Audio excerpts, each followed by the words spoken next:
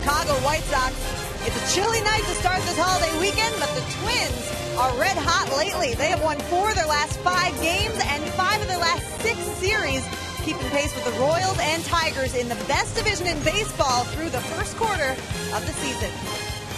Welcome inside U.S. Cellular Field. I'm Jamie Hirsch. This is the 3rd series of the season between the Twins and White Sox, and Minnesota takes a 5-2 advantage into tonight.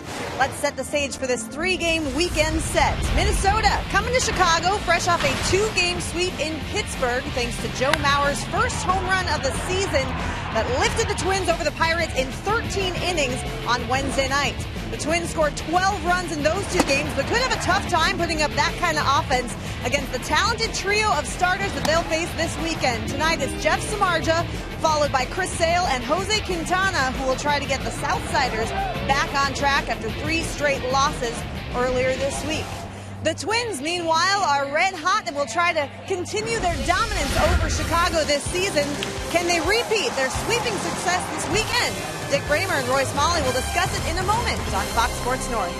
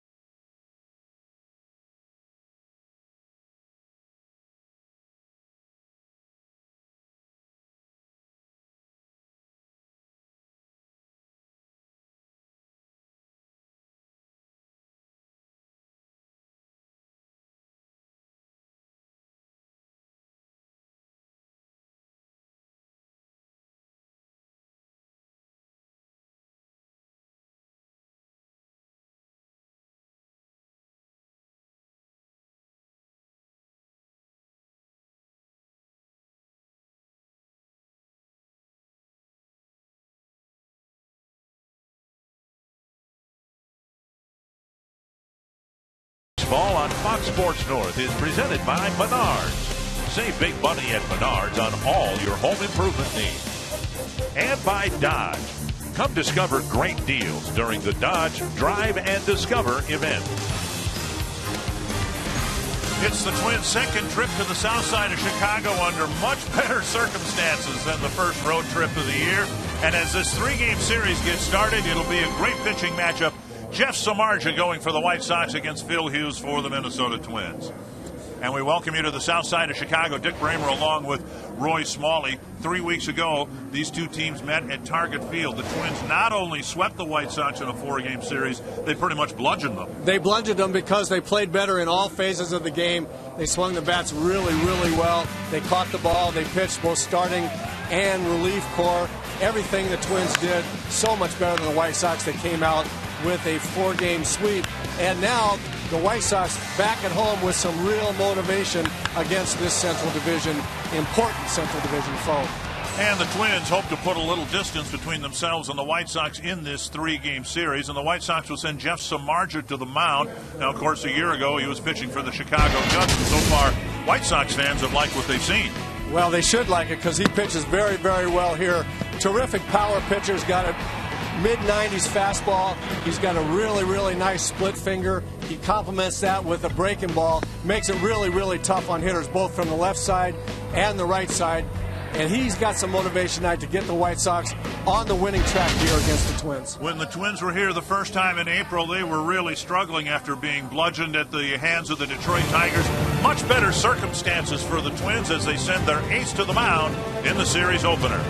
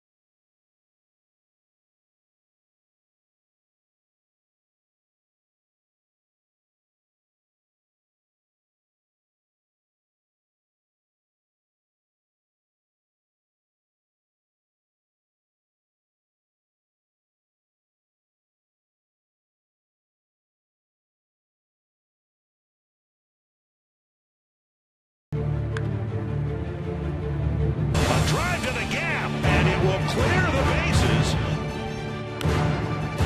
A bases clearing single.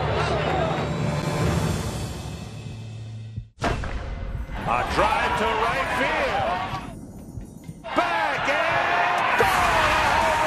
A home run. Bauer's first of the year.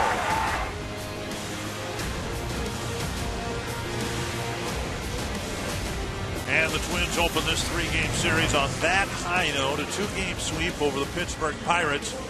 They won one of three here, the first road trip of the year. Joe Mauer finally has that first one out of the way. I'd be surprised if he didn't add number two a lot quicker than it took for him to get the first one. The Menard batting order for the opening game of this series against the White Sox. Brian Dozier leading off, Torrey Hunter batting second. Joe Mauer third, Trevor Plouffe, Kurt Suzuki, Eduardo Escobar, Eddie Rosario getting the start in left field, Aaron Hicks and Danny Santana. Obviously the Twins, backed by American League rules, will have the designated hitter for them against Jeff Samardzija. And all those hitters going up against Jeff Samardzija, good stuff. Power pitcher, has pitched very well of late and is really good here in this ballpark at home. Northland Ford defense for the White Sox, a little bit different look than what they had at Target Field 3 weeks ago. Cabrera's in left, Eaton is in center. Remember, he was sick for most of that four-game series in Minnesota. J.B. Shuck, a late addition. Avisail Garcia is out with a knee issue. Connor Gillespie, Alexei Ramirez, Carlos Sanchez is their new everyday second baseman. Jose Abreu at first, Giovanni Soto behind the plate. Eaton played in the first game, didn't play well in the first game of that 4-game series, and then flew home to Chicago. He was very, very ill. Brian Dozier takes the first pitch from Samardzija, low for ball 1. Dozier's average creeping upward. 20 runs batted in. Now out of the leadoff spot, he's hit a bunch of different spots in the year. Over the course of the year, he takes one up and in, 2-0. He's hit everywhere from first to fourth. Paul Molitor not afraid to juggle his lineup around early in the season when the Twins were having a hard time getting multiple guys hot, but now back up this where Paul likes Brian to hit in that leadoff spot. First or second, but he really likes him in the leadoff spot. Inside corner is called. It's 2-1.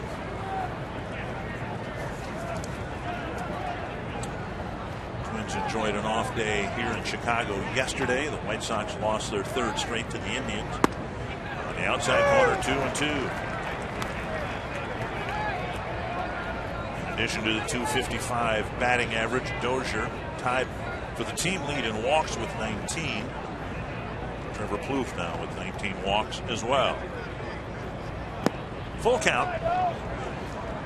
Brian can do a lot of things in the leadoff spot. He can get on base. He's among the league leaders in runs scored. He can hit a double. He's up there in the league lead with doubles, good on base percentage, and he can jerk the ball out of the ballpark right away, get you a quick lead. High fly to right field. Retreating a little bit is J.B. Shuck for the catch, 1-0. And that'll bring up Torrey Hunter. Paul Molitor admitted before the game today that he's probably put Hunter's name in the lineup more than he thought he would.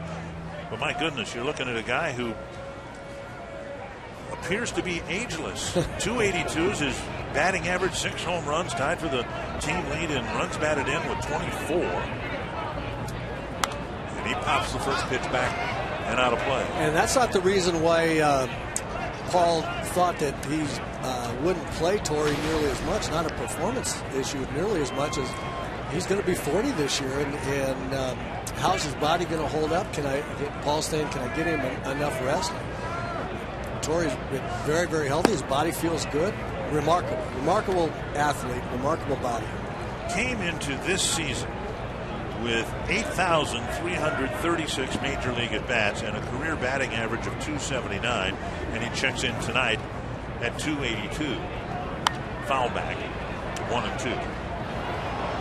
And over his career, really, averaging 20-some home runs, just over 20 home runs, and he's on a pace at the quarter mark of the season to hit 24 home runs.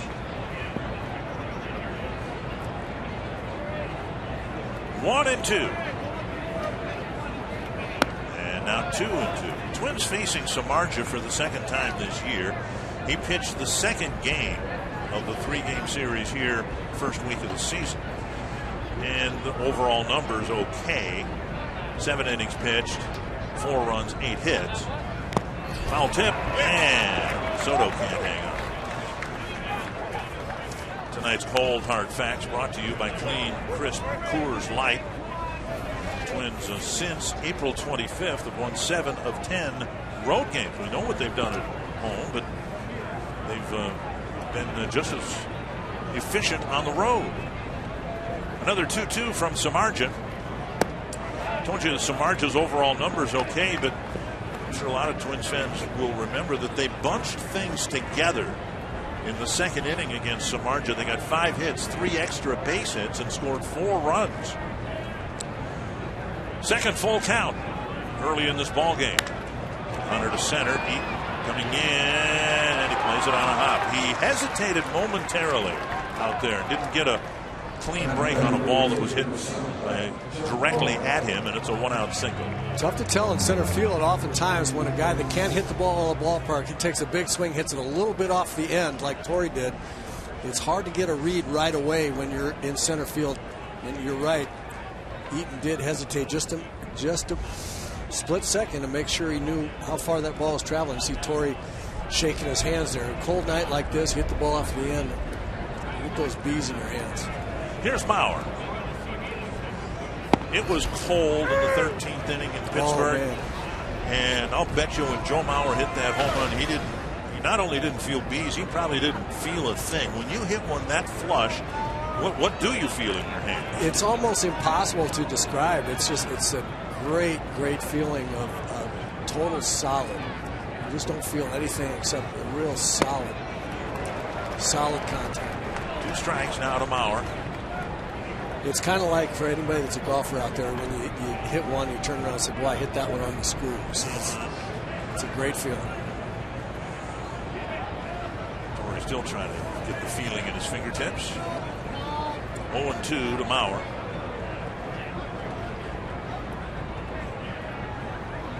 On a pace to drive in just under 100 runs this year.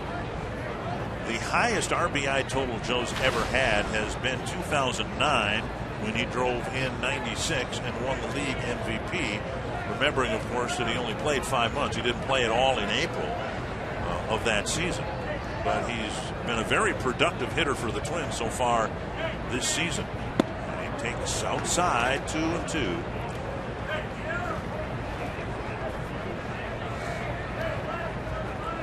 Sox have allowed the second most runs in the first inning, 31. 6 of those in a Samardzija start in Baltimore. And then 4 more again in the loss to Cleveland last night. Foul back, 2-2.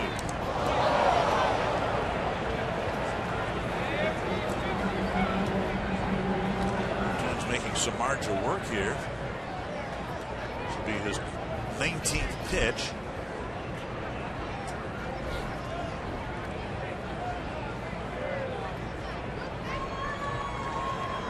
And another 2-2 coming to Mauer. 3 full counts to start the ball game for Jeff Samardzija. Last night John Danks had a rough first inning and then settled down and got through the middle innings, but still took the loss. Very important to be ready to play right from the first pitch of the first inning. Good pitchers generally take a little while to find the rhythm. If you can get to them early, that's your best chance. Hunter takes off on the 3-2 pitch. Mauer drives it to the gap in left center field. Hunter around second. That ball will run to the warning track. Hunter around third. He'll score on an RBI double for Joe Mauer.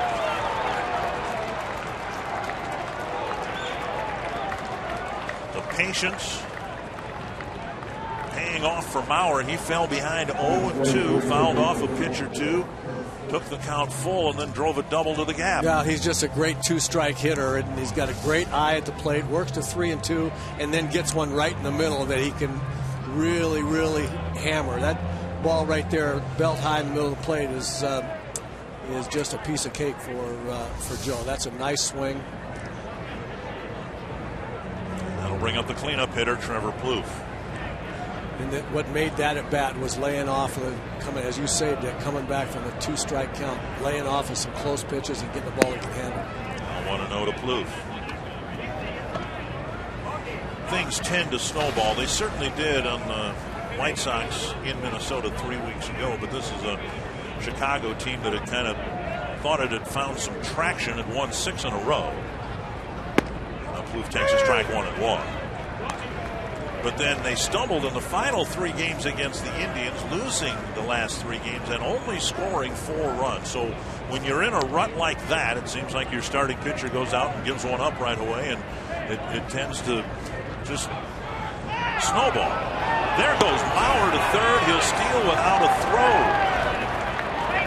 It's taken up and in, and Joe swipes third base because he was ignored by Samardzija. Absolutely right. Really never even looked at him. At that point, you're out there in the infield saying, I got to tell my pitcher to step up, but you can also tell he was just about to go to the plate. If you yelled anything, you'd block him over there anyway. Infield in. Plouffe takes ball 3. Samardzija's faced 4 men and gone to 3 balls on all 4 batters. If you're the shortstop right there or the second baseman and you see that the runners start to get that kind of jump, you got to yell and break in towards second. Try to get the third base coach or the hitter to pay attention like something's on, even if it's not. You got to do something to stop that. Plouffe Makes it 4 full counts now with a half-hearted swing. Good veteran move by Joe. Started off really taking short leads, wasn't real aggressive, but noticed on 2 or 3 pitches in a row that Samardzija wasn't even paying attention. Stole it easily. 3-2 to Plouffe. And a high fly to right center field. That'll drive Eaton to the gap. Bauer setting up for the tag. And the stolen base leads to the second Twins run. Bauer stealing third for the 3rd time in his career, and it pays off in the next at bat. And a good at bat by Trevor Plouffe. They're staying in the middle of the diamond, not trying to pull the ball. He's staying in the middle of the diamond. He knew all he had to do was get the ball headed towards center field someplace. He got a breaking ball with 2 strikes, but stayed with it. Drove in the run with a sac fly. Nice at bat. Great job by Joe. Nice at bat by Trevor. They just stole a run there against a really good pitcher. Now Suzuki, bases empty, 2 down. He takes a strike that covers the inside corner. Look at the pitch count for Jeff Samardzija, 27 already. Well, that can be a real weakness for Samardzija. He's got good stuff, but he's not always just pounding the strike zone. He can get wild around like he has so far today. Driven to right, Shuck going back. 3 fly ball outs. One of them produces a run, and the Twins pick up right where they left off 3 weeks ago at Target Field.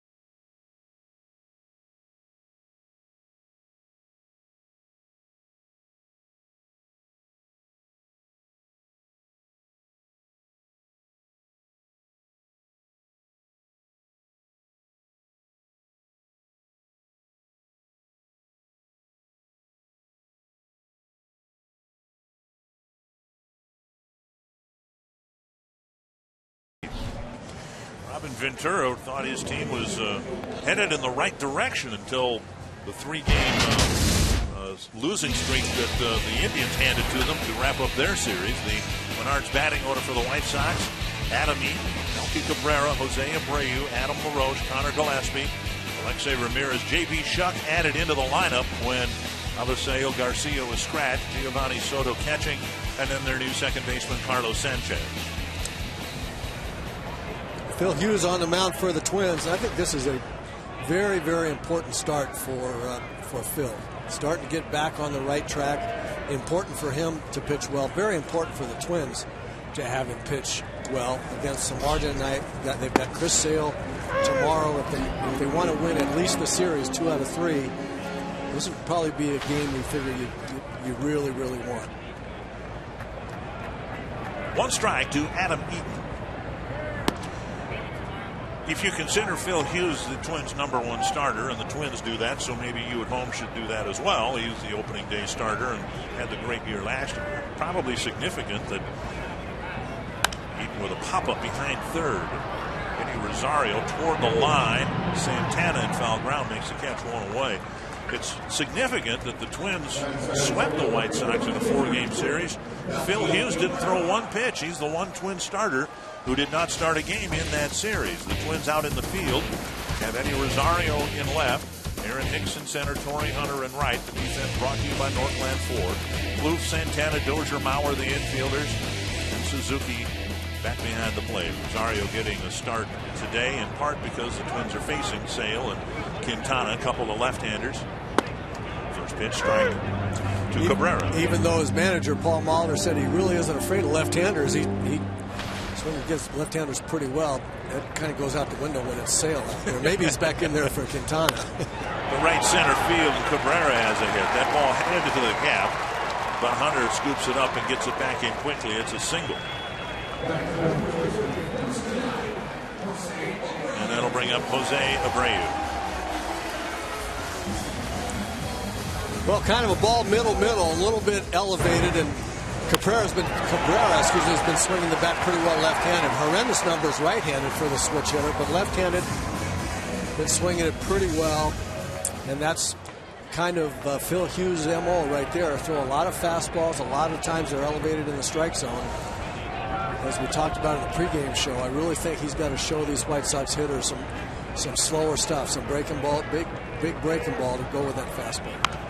And do it early. Paul Molitor said that what they have tried to get Phil Hughes to do the first time through the batting order. Go ahead and show the curveball when Hughes has been reluctant to break it out until the second or third time. Yeah, evidently he likes to save it till later in the game, so he can show the hitter something different later on. But I have to tell you, from a hitter's standpoint, you got to put something soft in a hitter's mind. Just like that. That's beautiful. You throw that pitch. Now you put all kinds of confusion in a hitter's mind. 2 strikes. The hitter goes up there. Big league hitters know the scouting report. They've seen Hughes. They know he comes hard at you with fastballs all the time. Now all of a sudden there's doubt in the hitter's mind and can get him off the fastball. All of a sudden 93 looks more like 96 when you throw something soft like that. He backed it up with another one. Back-to-back curves, and Abreu, who had been 6 for 13 against Hughes, looked at strike 2 and strike 3. And he was 6 for 13 because he hadn't seen this one very often. And he's got 2 of them. He threw 2 of them in a row. Just totally confused Abreu. And even though that pitch was kind of a hanger, it was up in the zone, it just not in the hitter's mind at all.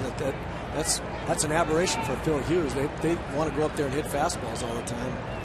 That's just a real nice set of pitches. Adam LaRoche, he takes strike 1. Boy, he's just a curveball throwing machine. I really like that. Now you throw that to a left-hander, get me over curveball, 0-1. Now he doesn't know what's coming the rest of the time, and it takes a lot of aggressiveness away from the hitter. Coming in with probably a fastball or a cutter. It's a foul back, 2 strikes. Didn't get it in there, but now he's got 2 strikes. He's seen both pitches, and he has no idea what's coming now, which means, again, even less aggressiveness on the fastball. 10 pitches, 9 strikes for Hughes. 0-2 to Adam LaRoche.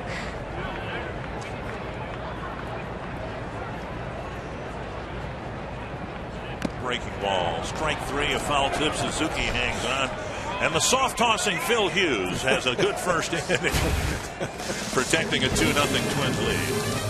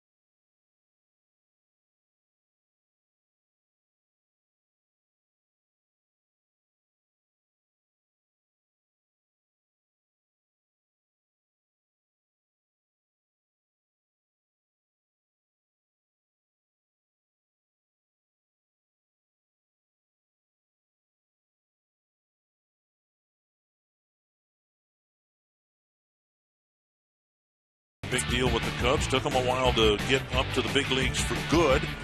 Traded to Oakland last year. He was at the All-Star game representing the National League, even though he was then a member of the American League team. And the A's dealt him to the White Sox over the winter. 1 strike to Eduardo Escobar. Twins welcome the return of the designated hitter in tonight's game after 2 games by National League rule. There you see some great all-around athletes that excelled in baseball. Gibson, a great wide receiver at Michigan State. Todd Helton, of course, great quarterback. Bo Jackson, great running back. Brian Jordan, great defensive back. Boy, those guys were big, strong guys who could really hit. It's amazing they were that good athletes in those 2 sports. 1-2 to Escobar, and he takes down and in 2-2. It wasn't just size and strength from the football player for those guys, and Samardzija the same way. You got to have a lot of skill to hit at the big leagues, and all 4 of those guys that we showed you could really hit.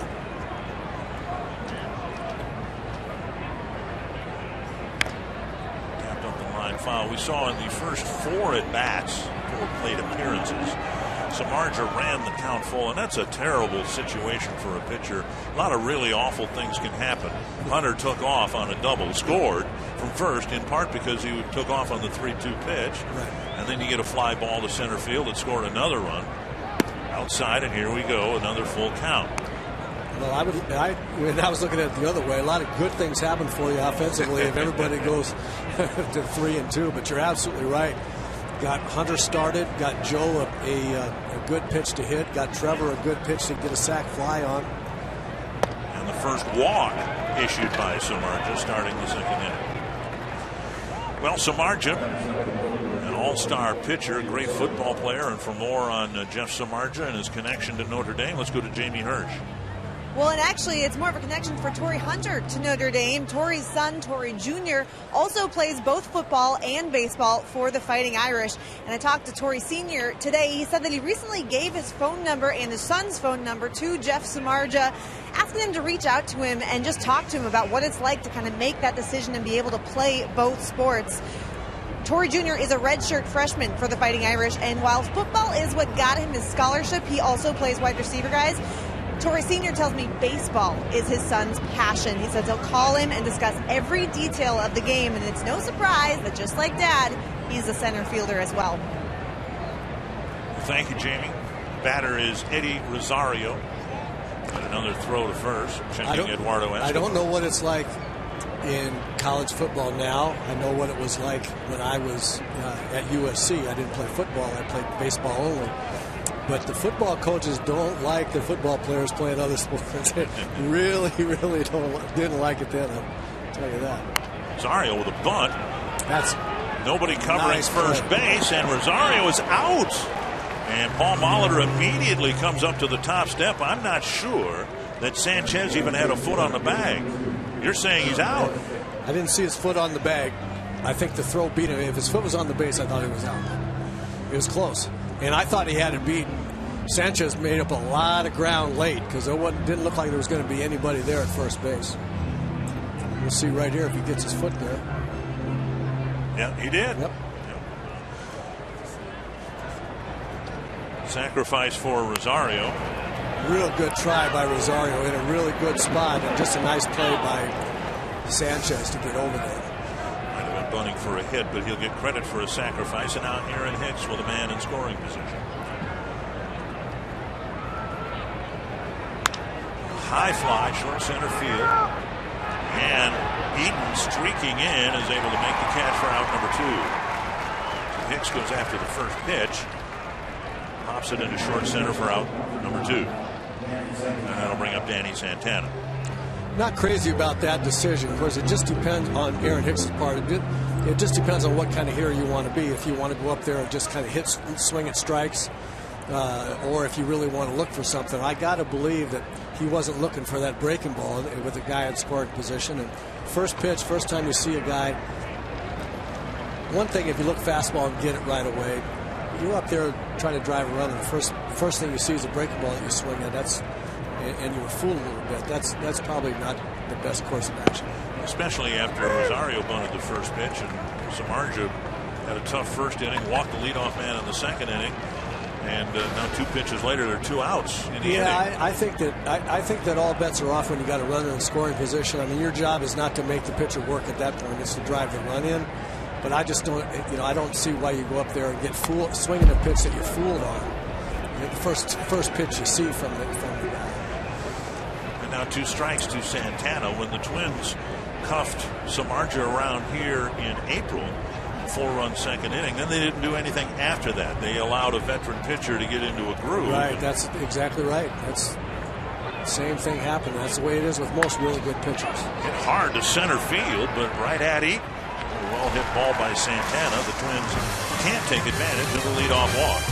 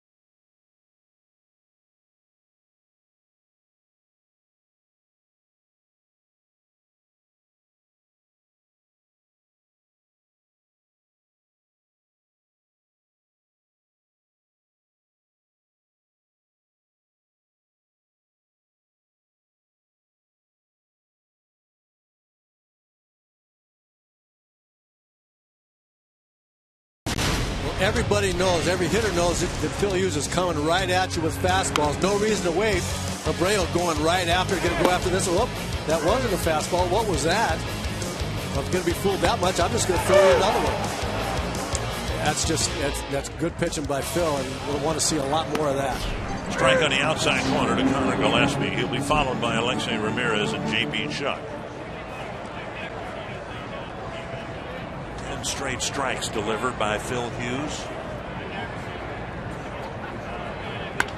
On the ground, hit right at Dozier. And a quick first out.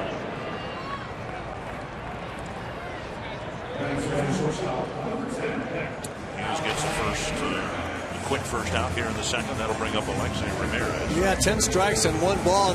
We know Phil can do that. He's going to throw the ball in the strike zone. That's one of his great strengths. He's got to throw some different speeds in that strike zone too. Or big league hitters, if you just show them one speed in the strike zone all the time, they're going to catch up with that. And Ramirez squares to bunt and takes a strike at the knees.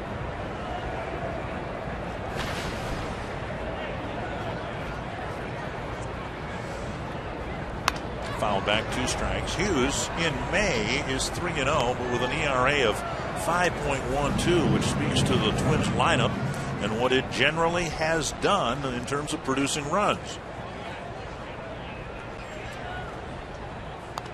Way out in front, a foul back to the screen. In terms of ERA, Hughes' ERA was more than a half run less in April, but he was 0-4. And you've made the point several times, Dick, about, and we have talked about how the Twins have jumped out to early leads, and Jack Morris and Bert Blyleven will tell you how important that is. Hughes has got to hurry. Safe. And I'm not sure Hughes touched the bag. It It'll be an infield hit for Alexei Ramirez.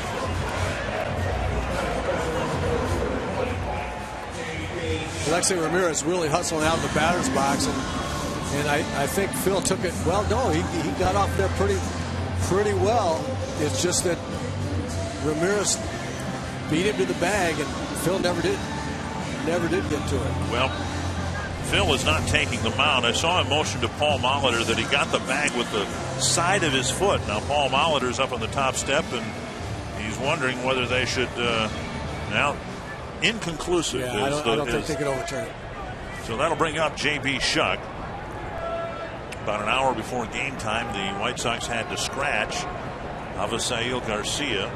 Some right knee irritation that had been bothering him for a couple of days. Hughes misses and throws ball one, just his second ball of the ball game. 15 straight strikes, and now one out of the strike zone.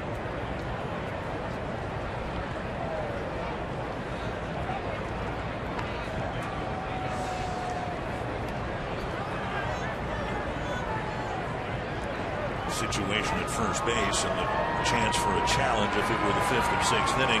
Twins may have gone ahead and used their challenge, but here we are with the lead in the 2nd inning. There's no reason to challenge something unless you're pretty convinced you can overturn the call.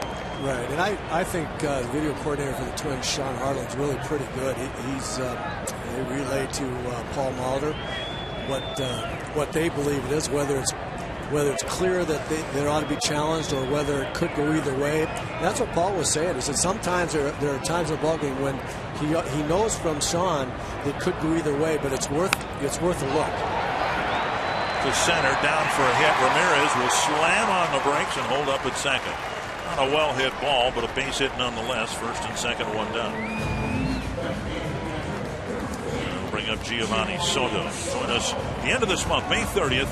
A DQ sensational Saturday as the Twins take on the Blue Jays. All fans will receive a Twins travel pillow courtesy of MyPillow. Go to twinsbaseball.com/tickets and get your tickets for the 30th. First and second, here's the catcher Soto. Hughes has only gotten 2 ground ball double plays in the season.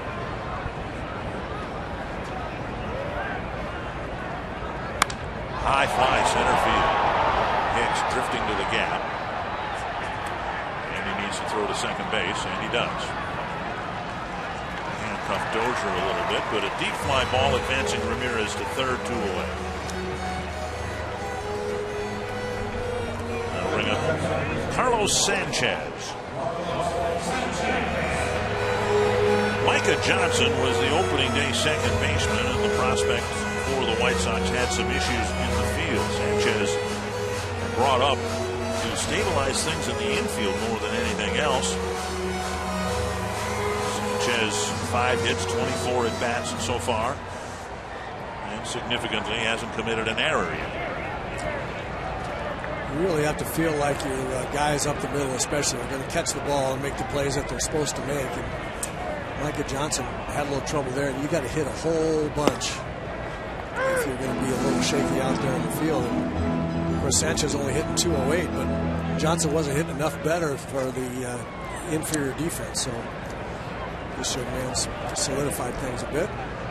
White Sox out hitting the Twins 3-2. Hughes trying to get the number 9 batter. Half swing. No appeal. 1-1.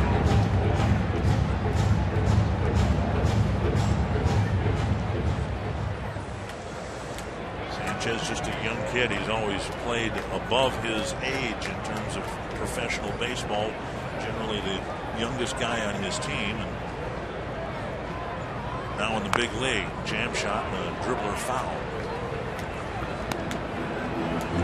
1-2.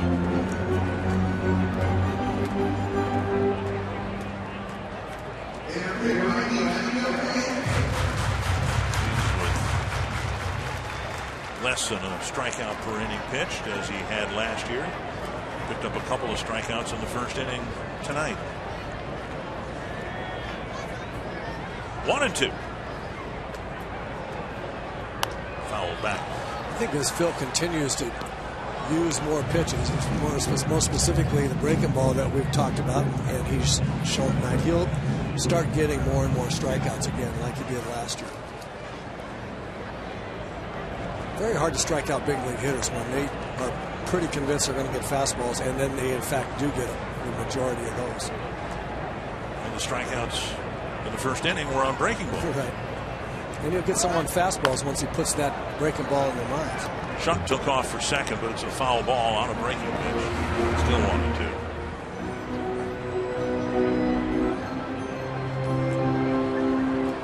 Sanchez just 22 years of age. He will turn 23 in about a month.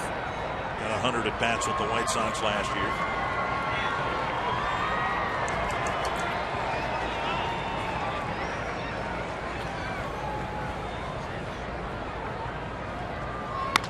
To center.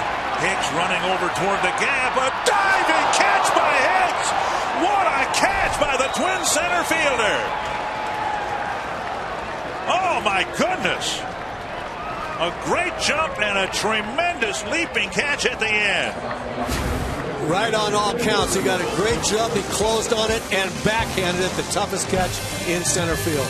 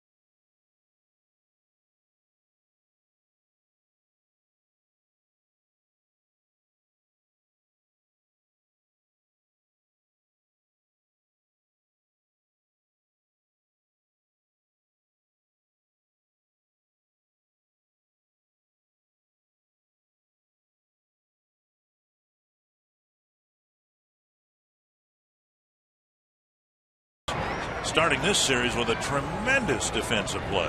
Watch the jump he gets. The ball's hit off the end of the bat a little bit. He gets a great jump on it. And going to your backhand side when you're diving and landing is the toughest play there is. Watch this play. Times the jump perfectly and backhands it right before his glove and arm hit the ground. That's a big league play right there. Dozier. I'd take a guess and say that when you see diving catches by outfielders, about half the time the dive is unnecessary. Right? You'd back me up on that. Yep. This time it was necessary. It was urgent and necessary. Dozier swings through, strike two.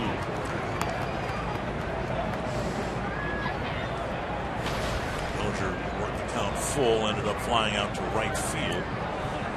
First four batters Samardzija faced all had a full count.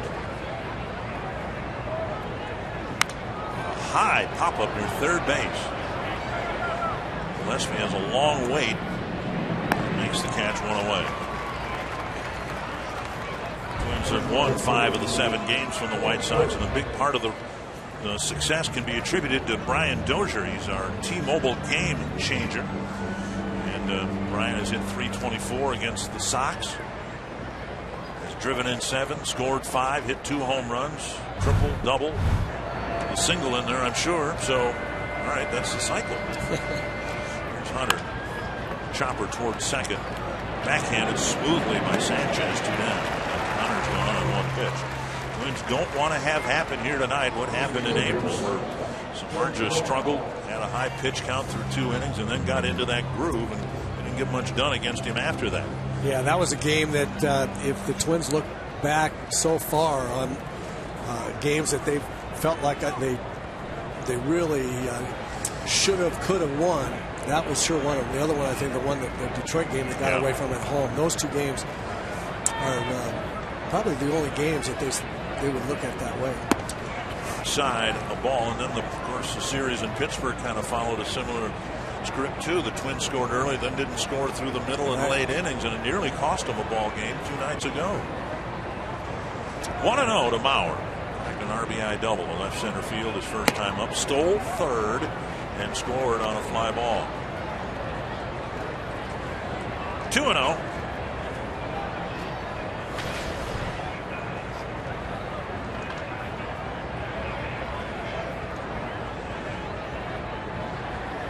And a strike. I want to say happy 100th birthday to Willard Essela. 100 today. Hopefully the Twins can give Willard a special 100th birthday present.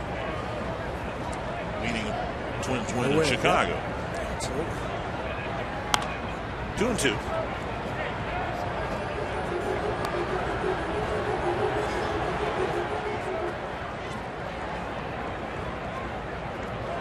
Mauer with his RBI double has taken over the team lead in RBIs with 25. There's one spectacular center fielder talking to another very good defensive center fielder about how he used to do it. Mauer strikes out, 6 in a row, set down by Samardzija.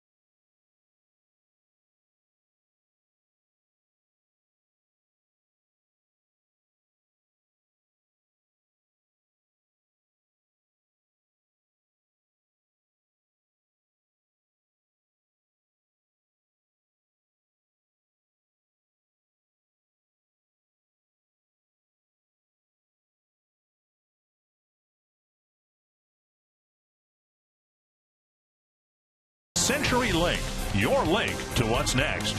By NorthlandFord.com and your local Northland Ford dealer.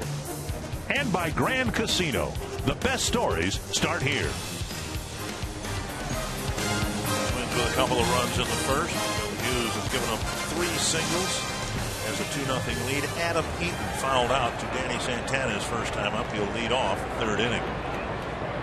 Chance to talk to Eaton before the game today about the virus that he had that sent him home from Minnesota to Chicago. And he said for about 4 days he was as sick as he's ever been. He lost about 10 pounds. Fever ran up to 104 degrees, and that's starting to get into dangerous territory there. Popped up near second base.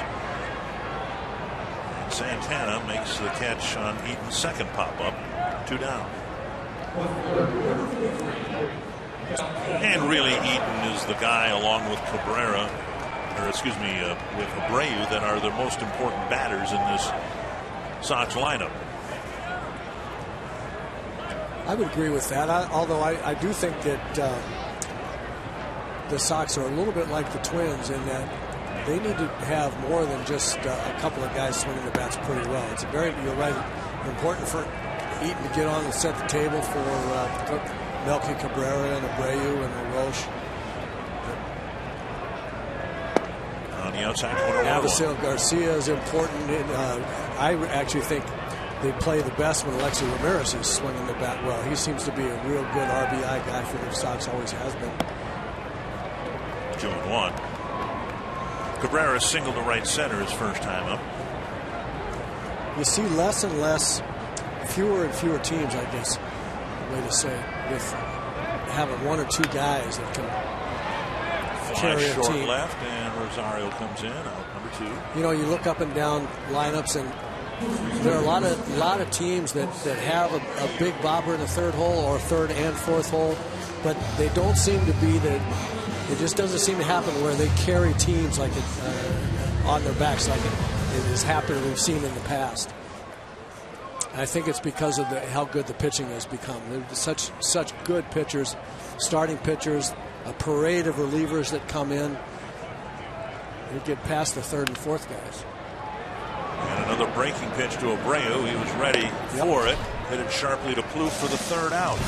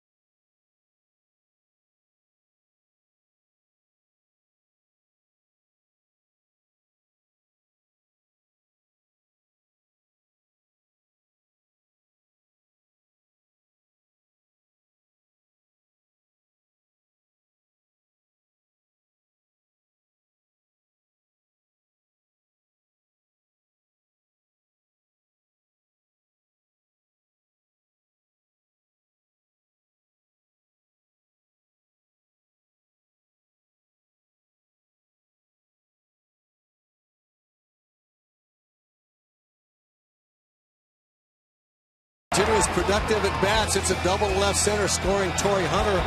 And then how about this? Joe stealing third off of Jeff Samardzija, who wasn't paying attention to him. He would later score on a sac fly. And then to preserve the lead, help preserve the lead, a spectacular diving, tumbling catch by Aaron Hicks in center field. Good ball game played by the Twins so far in the first 3 innings. Trevor Plouffe takes ball 1. This is the point of the game where Twins did not function well at all in Pittsburgh. Now, they won both games, but from the 4th inning through the 9th inning, in the 2 games, the Twins did not score. And in those 12 innings combined, the Twins had just 3 singles. Nothing. They did absolutely nothing at the plate from the 4th inning on in both games. Here's a dribbler to third. Gillespie has an easy play, 1 down. I think a couple of reasons for that in the first game. First of all, it's just the law of averages. You get that many hits all of a sudden, all at once. Not tired, but you know you're not going to have guys up and down the lineup. Everybody get 3 hits a game, you know they kind of scored enough to win the game the first time. The second game, I think it was a combination of some really good parade of really good relievers by the Pirates.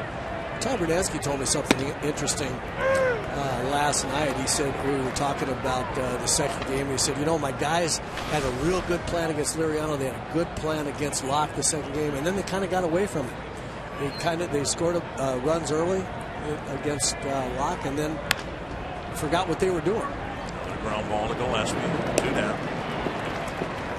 8 in a row set down by Samardzija, has not given up a hit since Bauer's double in the first. Girls on the Run Twin Cities uses running to inspire girls to be healthy and confident. Saturday, May 30th, join Fox Sports North at the University of Minnesota for the Girls on the Run Spring 5K. To register, visit foxsportsnorth.com, click on upcoming events. Escobar with a swinging strike 1. He drew a 3-2 walk in the second inning, and he was the last Twins base runner against Samardzija.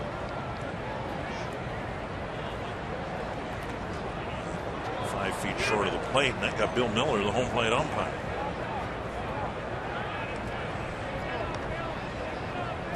Soto said, give me the baseball. He says, you should have blocked the one. Soto went over there to apologize. Oh, I'm sorry. That wasn't much of an effort by Soto, and the umpire took the abuse there. A split finger that went about 58 feet. Soto went over and apologized immediately. I'll give it a better effort next time. Doug Eddings, Adam Famari, Adrian Johnson on the bases for this series, for the series opener. And every once in a while, we like to remind everybody that the umpires rotate clockwise, so the home plate umpire will have third base tomorrow. Swing and a miss, 1-2. If you've been watching this at bat with Escobar, the first fastball he got was about 91 and 92. Big movement from left to right. That one was hard and straight, just like that one. He's got a good fastball, and 93 right there, jumped up on the hitter pretty quickly, but he's also got a kind of a two-seamer that moves it a lot. 2-2. Twins trying to get somebody on base here with 2 outs in the fourth. Just the 60th pitch for Samardzija. There's a drive to left field. He takes Cabrera toward the corner, but now 9 in a row set down by Jeff Samardzija in a 10-pitch fourth inning.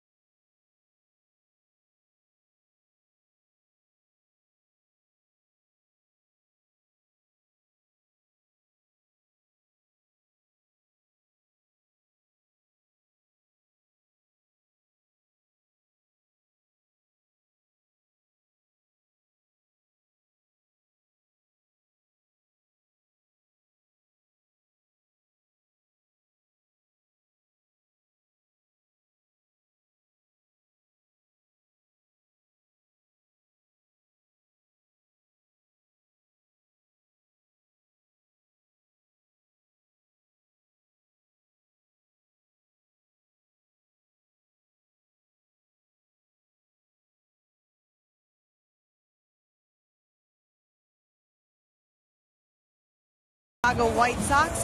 Kind of a funny story involving the two Chicago teams. Earlier this week, President Barack Obama joined Twitter with the handle POTUS, and he followed several people, several organizations, several teams that he's a fan of. He only followed 4 teams in Chicago, and one of them was notably left out, that being the Chicago Cubs. So, of course, he followed the White Sox, followed the Blackhawks, followed the Bulls, did not follow the Chicago Cubs, and they later tweeted out, hey, POTUS, we're big fans of America, just saying you missed a team. But in true Southside fashion, the president sticking true to his roots, only following the Sox on Twitter, guys. Be careful in a two-team city, a two-baseball team city. And I'm guessing if the Cubs continue on, they're kind of the National League version of the Twins. They're not in first place. They got a really good record, and they're long foul. Cubs 23-17. The Twins 23-17. And like the Twins, the Cubs have a really good team ahead of them. Cubs have the Cardinals ahead of them. In the Twins' case, they're two good teams, the Tigers and the Royals ahead of them. 1-2 to Adam LaRoche. Connor Gillespie, Alexei Ramirez will follow as Phil Hughes tries to continue to pitch shutout ball just off the outside corner. 2-2. White Sox have scuffled to score runs in this three-game home skid. Just 4 runs scored in their last 3 games of the Cleveland series.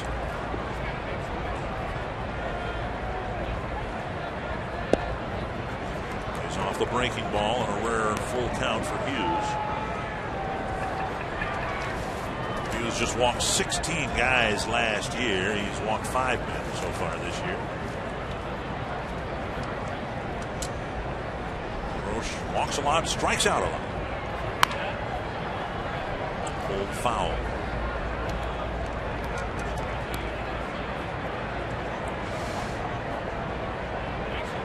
Roche a good defending first baseman, but he has found himself as the primary designated hitter with Jose Abreu typically playing first base, who's not nearly as proficient around the bag as LaRoche.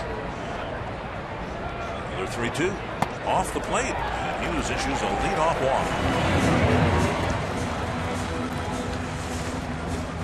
A limited 16-person suite is available both Sunday, June 7th against the Brewers, and Father's Day, June 21st against the Cubs. Each 16-person premier suite includes food and beverage and 2 parking passes. Ken Herbeck will stop by on June 7th and have some of that food and beverage.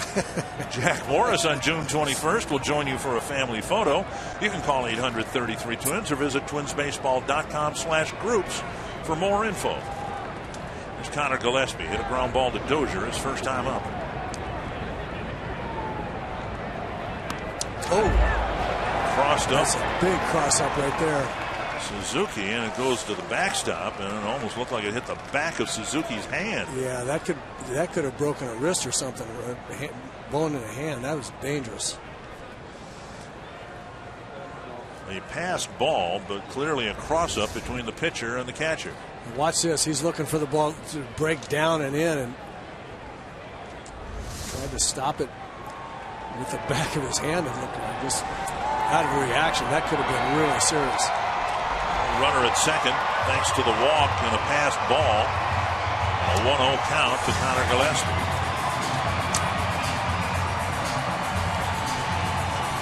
Suzuki appears to be all right.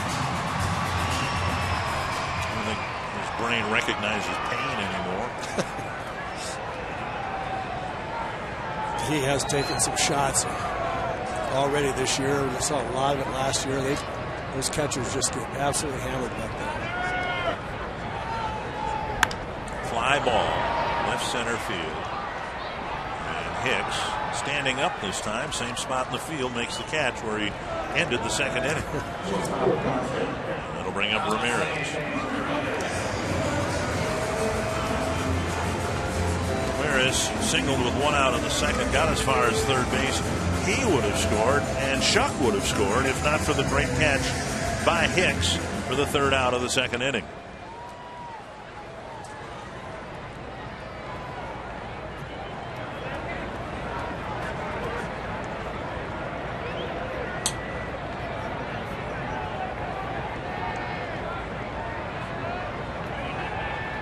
Foul back. 1 strike.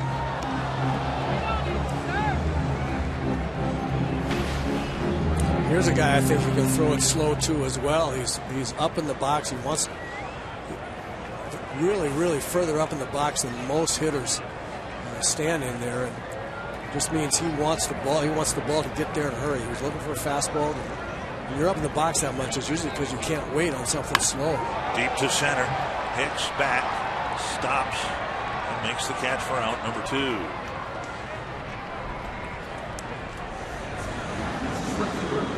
Wind is blowing in from left field. I thought that ball had a little more carry on it on the left home plate. It's so hard to tell about wind in these ballparks. It takes a lot of experience, I think, because the wind swirls around so much. We saw Hicks, I think, last year, early in the season. I had just asked him about, what he does. A lot of good center fielders do it. They turn their back to the infield on something hit over their heads, and he said, he feels he can get to the ball quicker that way and read it, but he got fooled with the wind here in Chicago. One of the few times he's ever run to the wrong spot. There's a breaking ball, starting to hit her off with a breaking ball again. I really like that program, but talking about Aaron Hicks, he's one of the best, as many center fielders are, but he can pick out the spot and be right about it. He turns around and runs to the spot, looks up, and he's generally right. 1 strike to J.B. Shuck. A soft single to center his first time up. He was trying to pitch around a leadoff walk. A little confusion with his catcher, and trying to alleviate any possibility of confusion here. Suzuki goes to the mound to talk to his pitcher. I think everybody understands this. You got a runner in scoring position, and baseball's done a great job in picking up the pace of play now through the first quarter of the season. They say the games are on average being played 9 minutes faster than they were a year ago. 1 strike to Shuck. And a fastball down the middle. And there's an example, I think, of the confusion that first pitch curveball puts in a hitter's mind. I just don't think you see a left-hander go up there against Phil Hughes and take a fastball right down the middle of it on an 0-1 count if he hadn't put some confusion in his mind by throwing that curveball to start at bat. Breaking ball dribbled up the line. Bauer's got to get back to the bag. Both the pitcher and the first baseman committed to the number, and Shuck has a base hit. I think Joe was going to get back there. Phil just took his eye off the ball there and let it run under his glove. It's too bad. It was really well pitched and bad. You see Shuck hit over the top of it. Phil takes off. Watch his eyes. Right as he gets there, he looks up just a little bit. Or maybe in concert with that, got caught in between stride a little bit, but just didn't get his glove down to the ball. Second infield hit, both involving the pitcher and the first baseman. And now Giovanni Soto. Sox had this situation, first and third, with 2 outs in the second. With 1 out, and Soto hit a fly ball, and then Sanchez had his liner caught by Hicks.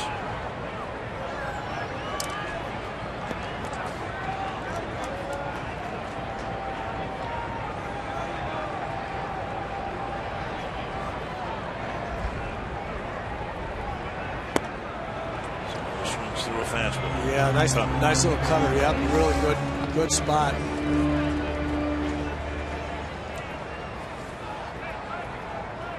It's what you got to do with the guy who's hitting 170s. You got to punish it with good stuff. Just make good pitches. You'll get out of this. And a strike that covers the inside corner. A swinging strike on the cutter, then the front door cutter.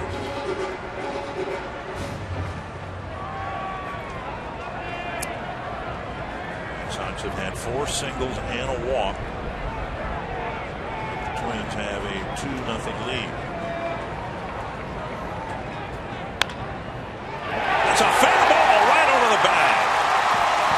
LaRoche scores. Shot to third. He'll be waved around. The throw from the corner. Safe. And now to third base. A low throw blocked by Plouffe. The White Sox have tied it up. Rosario with a perfect throw from foul territory. Nearly got J.B. Shuck, but the White Sox have tied it up.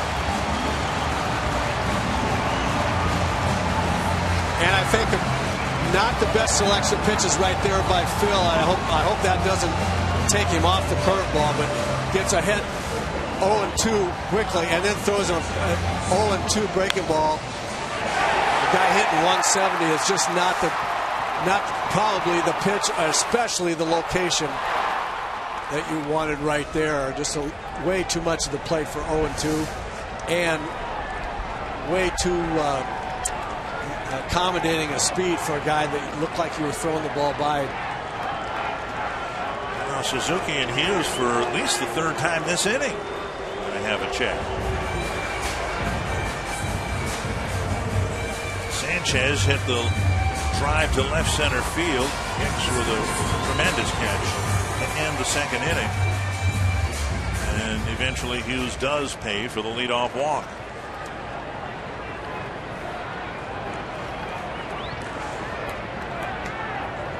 Foul back.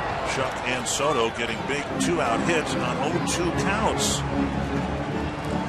Yeah, that was the first ball, the one that Soto hit was the first ball that was hit reasonably well. The 4 hits before that, all nubbers and off the end and off the hands.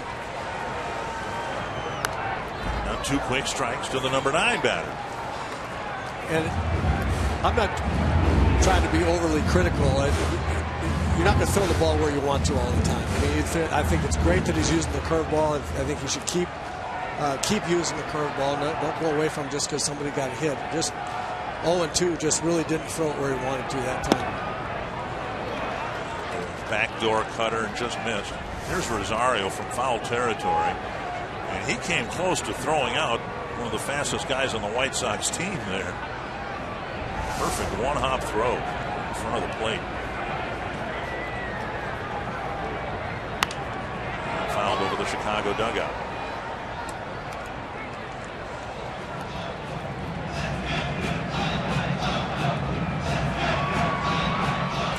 A 2-out number between the mound and first base, then the 2-run double with Soto taking third on the throw to the plate. Yeah, those runs really just a situation where Phil wasn't quite sharp, fielded, walking somebody, and then Soto pointing toward fair territory and nearly drilled his catcher. Almost drilled his teammate, and this was close. Oof. Hit it over there. I'm in foul territory. Hit it fair. Soto's ball just fair over the third base bag to tie the game. And that hit Sanchez. And Hughes having more difficulty with 2 strikes on a batter. He's got to face Eaton.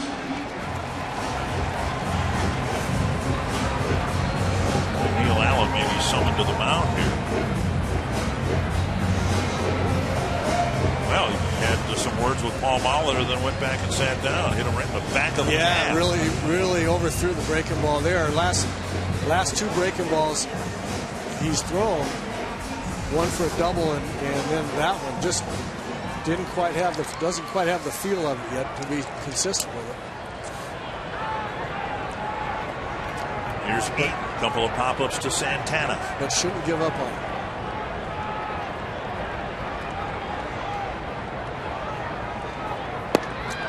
Middle strike. All 4 base runners this inning have reached with 2 strikes.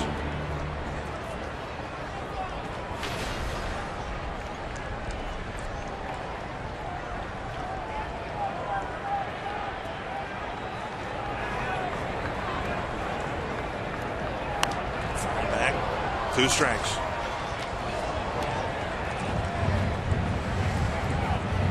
Well, we can point to the curveball, whether it was in a good spot or an ill-advised pitch or not. Phil walked the guy and then failed to make look like it was going to be a relatively easy defensive play. And those were the plays that allowed the double to hurt him so bad. Another foul.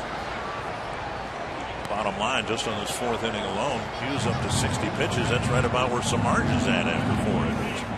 Samardzija struggled in the 1st, and now Hughes running into some difficulty here in the 4th.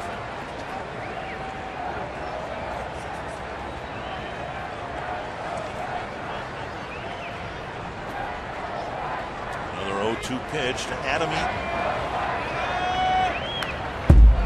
Another foul ball. Hughes got 2 strikeouts in the first inning using his breaking ball. He got Abreu and LaRoche. Hasn't struck out anybody since. Beating the Rays 7 innings, only 5 hits allowed, but only 3 strikeouts. 27 pitches this inning, and 10 of them have been fouled off.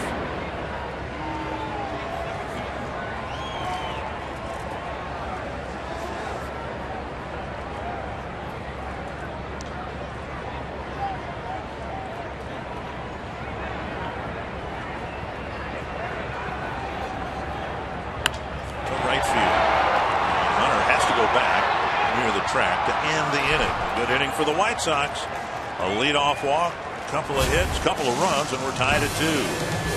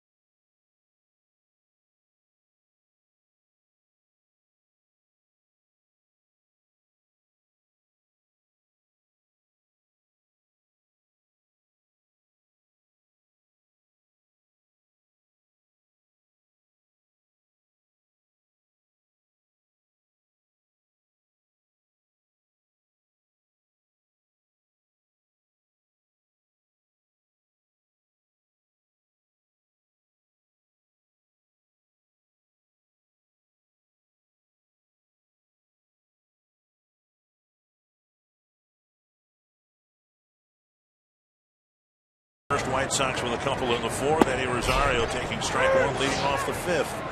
It'll be Rosario, Hicks, and Santana facing Jeff Samardzija, who set down 9 men in a row. The Twins got back-to-back hits in the first inning when they scored their 2 runs and haven't gotten a hit since. 1-1. Rosario tried to bunt for a hit and almost succeeded, but instead was given credit for a sacrifice, getting Escobar from first to second.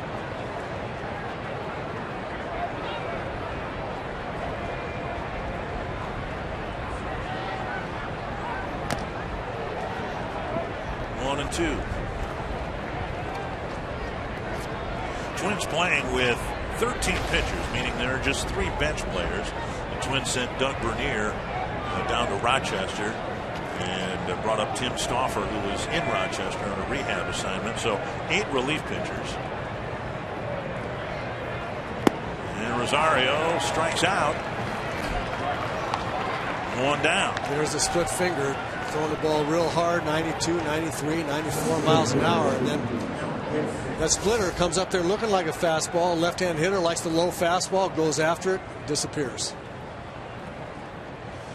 Aaron Hicks, who hit a fly ball to center, and the first pitch he saw, Escobar had just been advanced to second base with 1 out. Hicks lifted the first pitch he saw to center field.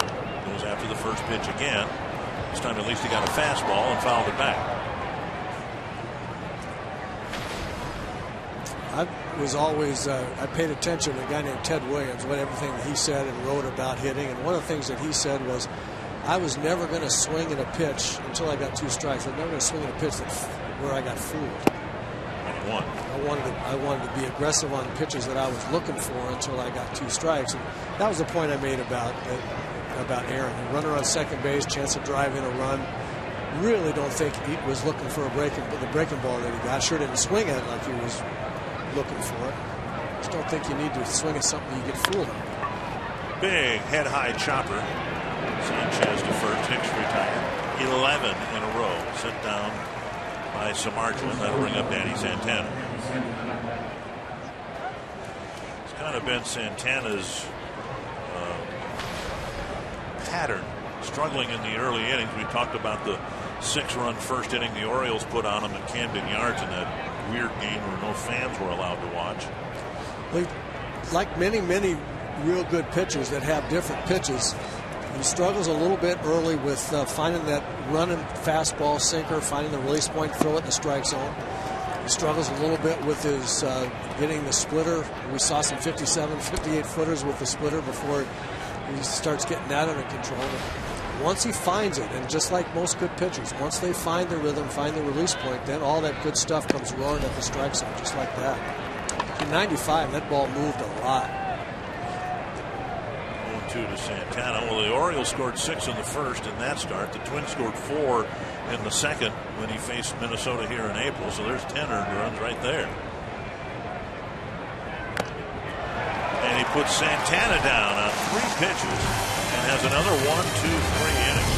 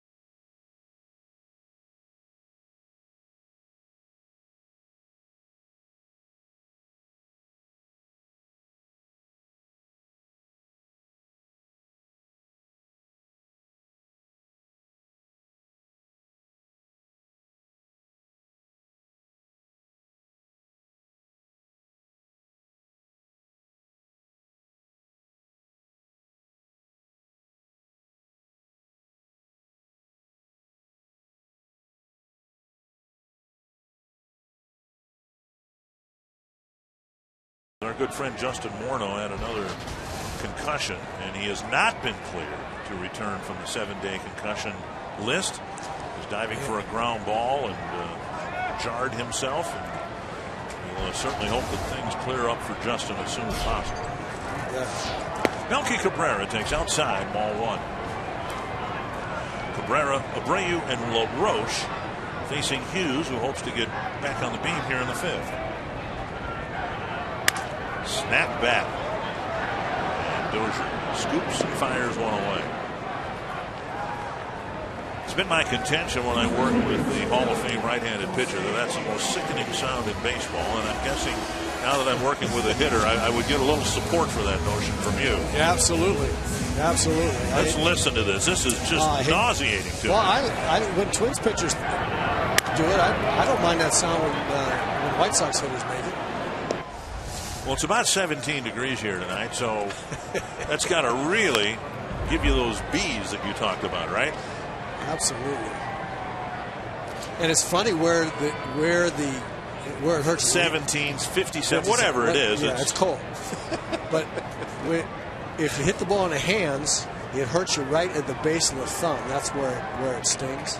fouled away, 2 strikes. They showed a shot of me there a second ago with my purple blanket wrapped around it. You hit it in the hands and it stings right at the base of your thumb, and you hit it on the end of the bat and it gets the tips of your fingers. And it's just, both of them are just awful feeling. 2 strikes to Abreu. He struck out in the first on a curveball, got another one in the third, and grounded out in the first pitch. You really need to play and talk about this game on television when it's about 80 degrees. I mean, really? You're that cold? No, actually I'm not. I was cold in Pittsburgh the other day. You're sitting on your hands. Well, my hands are really cold. Foul. There's something to be said, I think, for growing up in cold temperature and associating baseball with cold temperature. We had, in high school and before that, in Minnesota, we play all the time. Yeah, I know, and I feel for you, for all you guys, all you Minnesota players. See, they grew up. She's got short stops. Man. 1-2 to Abreu. There's some California blood just never gets out of you. I'm just telling you. Drill to left. Rosario back. He'll play the carom and hold Abreu to a single. How about this throw? Wow. And it's the accuracy, too. Yeah, I mean, it's absolutely. one thing to have arm strength, but he's been right on the dot with his throws. Absolutely. Got a nice carom off the chain link fence. Here's a fastball, got a little bit too much of the plate. Abreu, great hitter, strong hitter. But watch this. Plays the carom to hop and throw a laser strike to second base. Abreu hit a ball off the wall. Would have been out by 15 feet. Here's LaRoche, struck out in the first, drew a leadoff walk in the fourth. Twins have a pole shift in the infield for LaRoche. He sends it high and deep to center. Hicks comes back, then has to come in because of the wind, which is now blowing straight in from center field, 2 down. In honor of Memorial Day weekend, Fox Sports proudly supports Folds of Honor and its mission of providing educational scholarships to families of military members who have been killed or disabled while serving our country. For more information, visit foxsportsupports.com. We will be coming back from Chicago Sunday night, and I must tell you, I will look forward to a very emotional experience for me. We will land near Fort Snelling Cemetery, and I'm sure that the cemetery will be decked out for Memorial Day, and that hasn't happened for a number of years. I remember the first time when we drove by the cemetery around Memorial Day. I got choked up. It's just a very special sight to see all the markers of the men and women who lost their lives in service to our country. 1 strike to Gillespie. And Dozier to a knee and makes a catch of a line drive, some well-hit balls in the inning, but a scoreless 5th. Tied at 2 going to the 6th.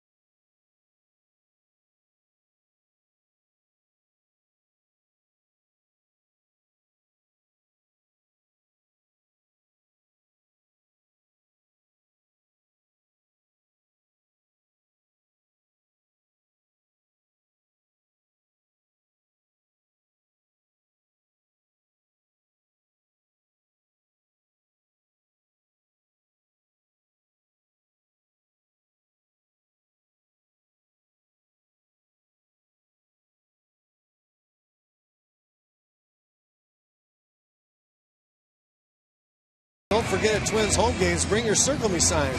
If you get circled, you may find yourself in the Minnesota Lottery Winner's Circle, where you could win $100 worth of lottery scratch-off tickets, courtesy of the Minnesota Lottery.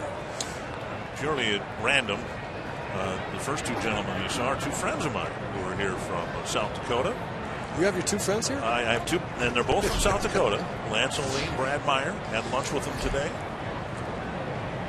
Brian Dozier leading things off in the sixth. He'll be followed by Torrey Hunter and Joe Mauer, and just more difficulty for the Twins in the middle innings. They've done nothing on this road trip. From the fourth inning on, now a span of 14 innings. And they haven't scored a run and have just 3 singles. And Samardzij's had a meeting out of his hand since the first inning. 2 strikes to Dozier. Fly ball to right and a pop-up to third. Foul back. I mean, it looked in the first inning like Samardzij was going to get knocked out before the fourth inning. And instead, the Twins got their 2 runs and haven't had a hit since. Well, he's got good stuff, and he found the strike zone with it after the first inning.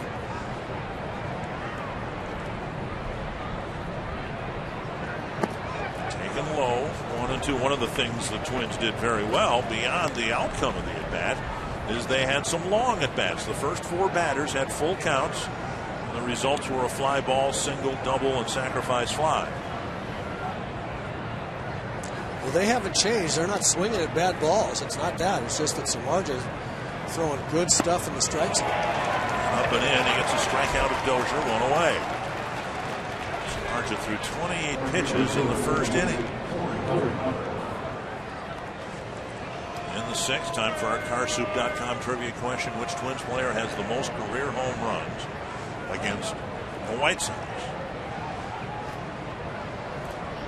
It's got to be Harmon, doesn't it?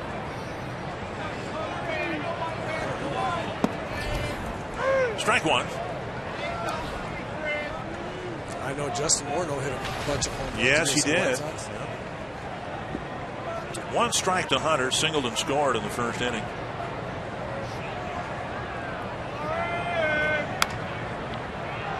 Right field line, a foul ball, 2 strikes.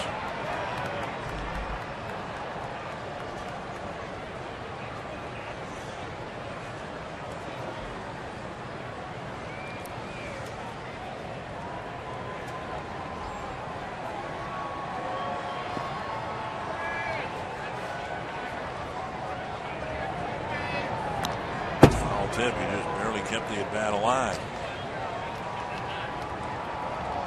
See Soto, the catcher, wanted to give him the target high, wanted to try to go up the ladder there with Torrey.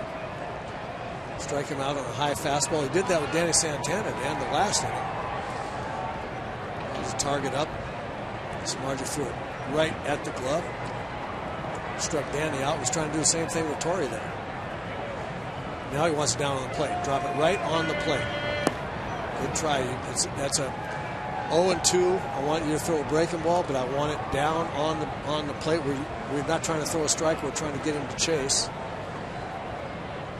which is where I think Phil Hughes was thinking about throwing the pitch to Soto that he ended up throwing right in the middle for the double. Now he's going to throw in the sinker in. Didn't get it in there. Double hit. Ball pounded into the ground, and it came up and hit Torrey's bat again. 1-2. I really like Soto's animation back there and the idea that he has. He's got a real definitive idea of what he's trying to get his pitcher to do, where he wants him to throw it and what pitch. We got the splitter coming here. Struck him out.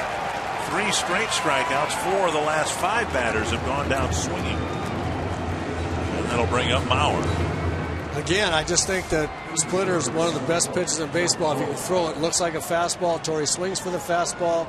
Ball disappears below his bat.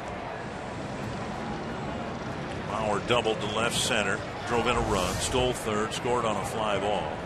His hit in the first inning, the last Twins hit against Samardzij.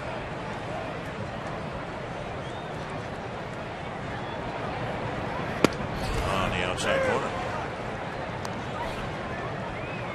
You can see the difference. You were talking about Samardzij looking like he was on the ropes in the first inning. It was really because he wasn't throwing the ball where he wanted to throw it. Now Soto puts his glove, he says throw it outside, he throws it on the outside corner. He says throw it low, he throws it low. The breaking ball that comes around and clips the outside corner. 0-2. Did not throw that one where Soto wanted it, but it was a perfect pitch on the outside corner. They've had one ball out of the infield since the second inning.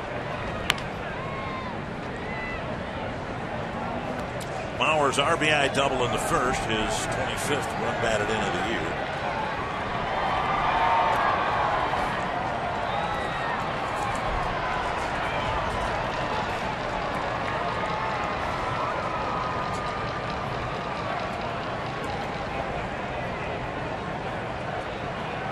The Twins first baseman.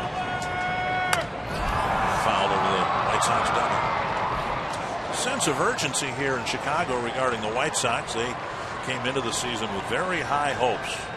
They have had a very interesting and productive off season, but they've not been firing on all cylinders and find themselves a couple games below the 500 mark even with their recent 6-game winning streak. Mauer goes after a pitch high and tight. Samardzija strikes out the side in the 6th.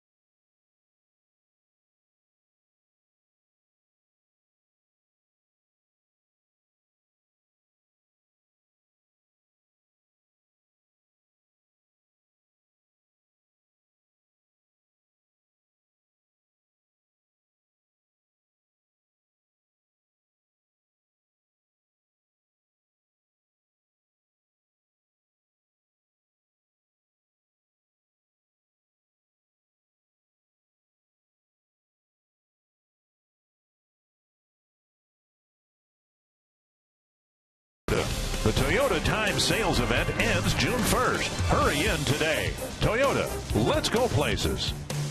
By Sanford Orthopedics and Sports Medicine for the everyday competitor in home. Alexei Ramirez on the first pitch, a solid single to left field. He was pitched a scoreless 5th, but there were 3 smartly hit balls in that inning, and now Ramirez gets a leadoff single. Bring up J.B. Shuck, who has 2 hits. Second one an infield hit. Number between the mound and first base, and Hughes didn't field it cleanly. Mauer from here looked like he had committed to the ground ball. I'm sure he would have been able to get back to first base in time to get the speedy Shuck. We'll see what the White Sox do here. The possibility of a bunt is in play. Ball 1. Shuck a late addition to the lineup because Avisail Garcia, an emerging player for the White Sox, has a knee issue that flared up during batting practice.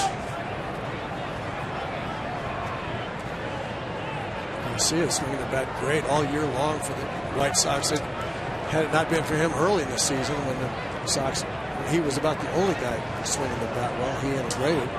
Starting to show some power. 4 home runs, 7 doubles, and 144 at bats, hitting .319. He's not in there. It's Shuck who has 2 hits tonight. Double play grounder. Dozier to Santana. Rifles his throw to Mauer, 2 away. they practice it. And we've seen Dozier do that little backhand flip from farther distance than that. He's about as good as there is at that little flip. There's a tailor-made two-hopper. And you see Brian catch the big hop, backhand flip to Danny.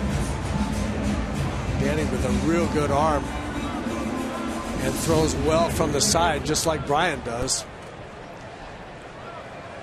Here is Soto with the bases empty and 2 down. And wild, high and away, ball 1. You watch Brian, he gets his hand behind the ball and flips it perfectly chest high to Danny, and then Danny airmails it to first base. Quite a contrast with Ramirez running left of the first base or second base bag, given what we saw in Pittsburgh, where the runner was about 10 feet away from the second base bag, and the double play wasn't called. I still don't understand what they were looking at or not seeing. Left center field, that'll die for a hit. Soto has a base hit with 2 gone in the 6th. At least the White Sox are putting the ball in play and being rewarded for it. The Twins are having a hard time even making contact against some margin. Sanchez, he hit a ball similar to the one Soto just hit, but Hicks was able to track it, make a catch for the final out of the 2nd. And then Hughes on a breaking pitch hit him in the calf with a pitch in his 4th inning at bat. 8 hits for the Sox, just 2 for the Twins. Foul back and strike. And now Hughes about to deliver his 80th pitch.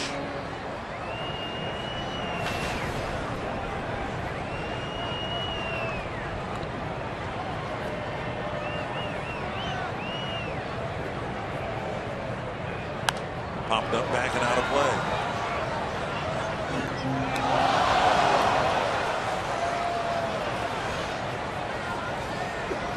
White Sox started again with Micah Johnson. Now Carlos Sanchez. They don't seem too inclined to put Gordon Beckham over there for an extended period of time. A guy who anchored that position for half dozen years.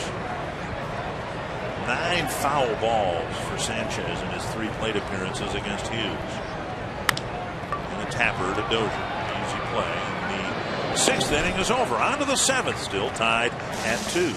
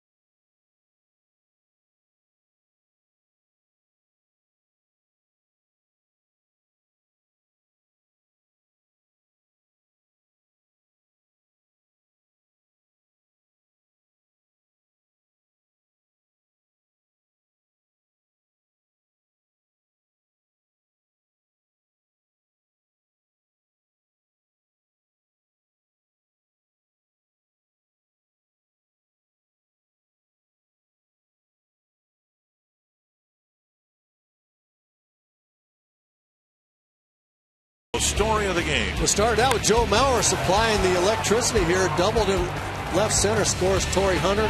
And then when Samardzija doesn't pay attention to Joe, he steals third. Will later score on a sac fly. It's 2-0. Would have been 2-2 had Aaron Hicks not made this spectacular circus catch.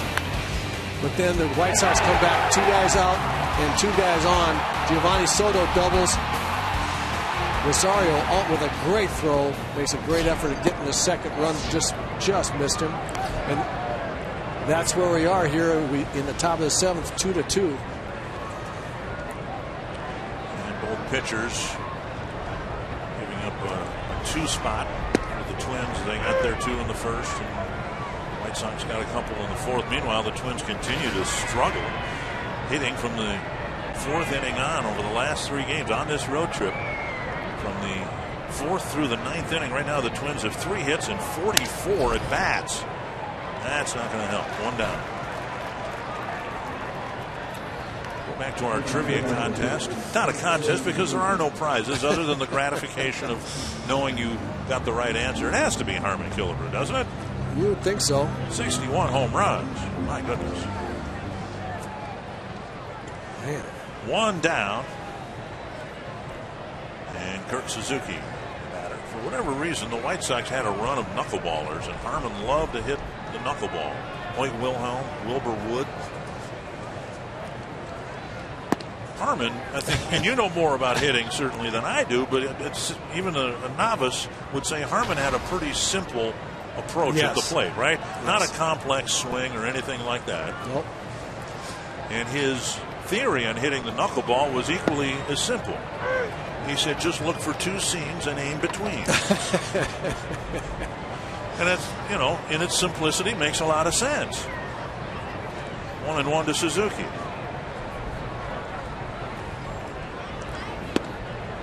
Called strike 1 and 2. I was not very good at hitting the knuckleball. I did hit a home run off Wilbur Wood once, but it was because I took ball 3. It was 3-0, and Gene Mott gave me the hit sign, and I got a fastball 3-0 and hit it in the seat. So you never did hit the knuckleball. I never did hit the knuckleball. Chop foul.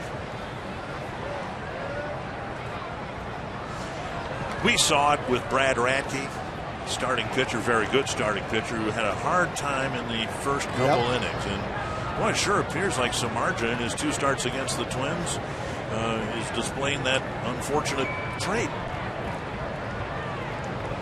Well, unfortunate for the Twins that he has found it, because he is really pitching a good ball game. Backhanded by Gillespie. Stretched by Abreu, 2 down.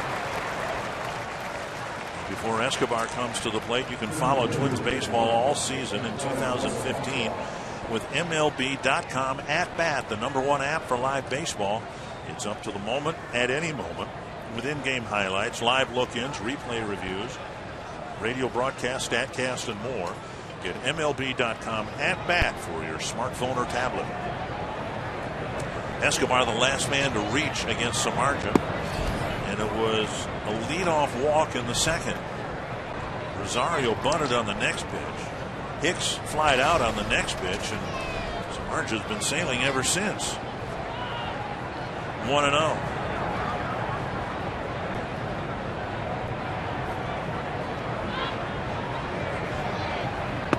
Strike.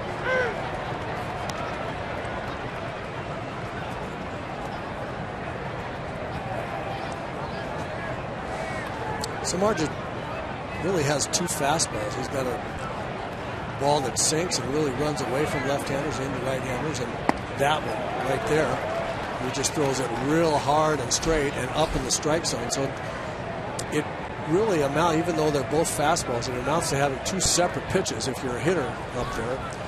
Escobar looking for that sinker, the ball running away from him, and then now he's going to come up the ladder again with a high straight one.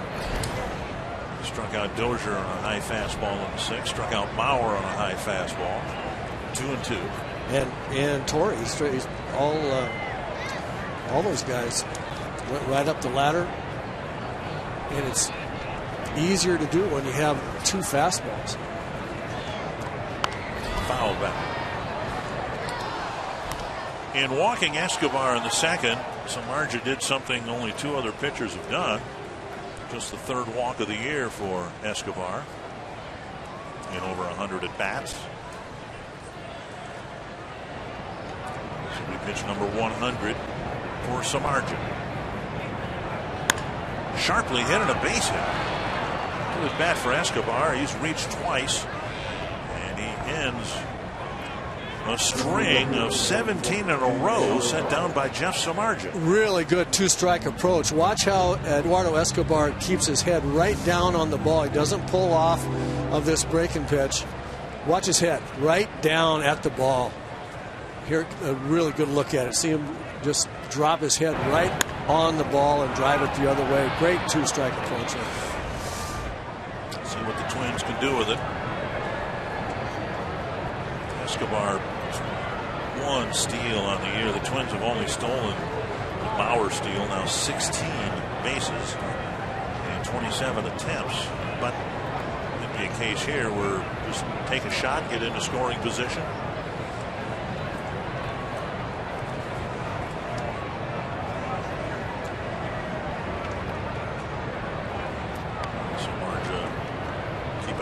At least one eye on him. Well, they have an idea about what Samardzia's time to the plate is. They'll have a stopwatch on him over there. If they feel like from his first move till the time the catcher catches the ball is above 1.3 seconds, they'll take a shot. Rosario chases. Or might take a shot if they feel like Eduardo can get a jump. I think there'd be a real good chance if it were Danny Santana. Right. Potentially Aaron Hicks.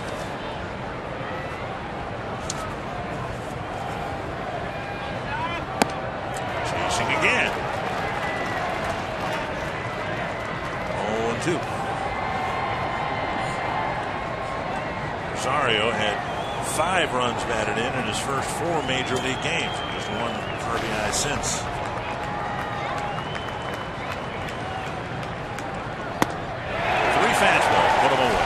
Twins get a hit finally in the 7th against Samardzia, but it's still a 2-2 game.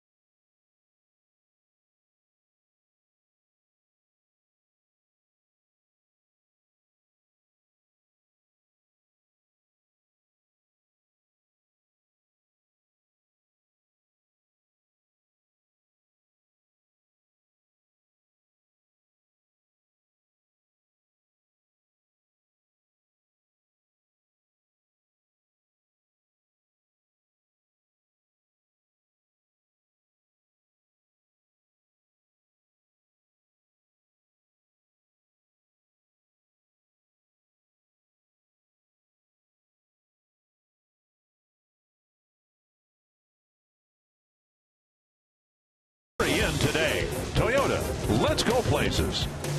By Sanford Orthopedics and Sports Medicine, for the everyday competitor in all of us. And by McDonald's. Try the new 100% sirloin 3rd-pound burgers, starting at $4.99 at McDonald's. Adam Eaton takes strike 1 on the outside corner from Phil Hughes, Dick Bramer, and Roy Smalley, and Jamie Hirsch for the opening game of this 3-game series. The Twins swept the White Sox in a 4-game series at Target Field just 3 weeks ago. Dozier is going to have to field and throw in a hurry. He got eaten by a step, 1 away. He was starting to get some ground ball outs. Double play grounder last inning. And Dozier has been kept busy. 1 down in the 7th. Now an update on tonight's DraftKings players to watch. Chris Bryant giving Cub fans an awful lot of excitement and hope. Adrian Gonzalez swinging the bat very well again. Torrey Hunter doing well in the month of May. Lance Lynn, anchor of a really good Cardinal rotation. Strike at the knees to Melky Cabrera.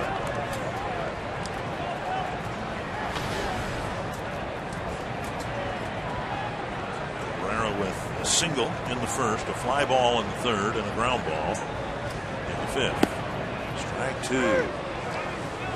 Good breaking ball there. A really good spot. I'm glad to see you staying with it. This has gotten the ball off the barrel of the bat. You can see the Twins bullpen activated. Tonkin and Thompson warming up. Yeah, the White Sox with 8 hits. And only a couple of them hit really hard. The other ones kind of flared around.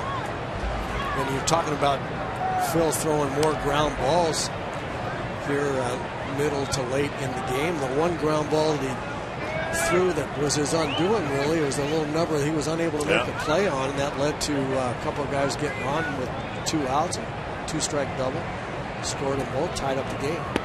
Just off the plate, 1-2. Tigers beat the Astros, and the Cardinals are comfortably ahead of the Cardinals right now. So the top 2 teams in the division having a good Friday night. And Cabrera late on a fastball, strikes out 2 down. That swing right there, again, a result of the doubt that curveball put in his mind. I mean, you don't see Melky Cabrera that late. He's waiting to make sure it's not a breaking ball, and just way late on the fastball. Now Phil Hughes facing Jose Abreu. Abreu creamed a line drive single off the fence in left his last time up. Fox Tracks presented by Carrier. And he didn't mean to, and that ball is going to be kicked by Suzuki, and they're calling him out. They're calling Abreu out for interfering with Suzuki's pursuit of the ball. So runner's interference will end the 7th inning. Either that or the ball hit his foot. Take a look at it here. At any rate, Abreu's gone on 1 pitch. Yeah, I think it might have hit his foot. Stepped on it. Yep. Inning over to the 8th, tied at 2.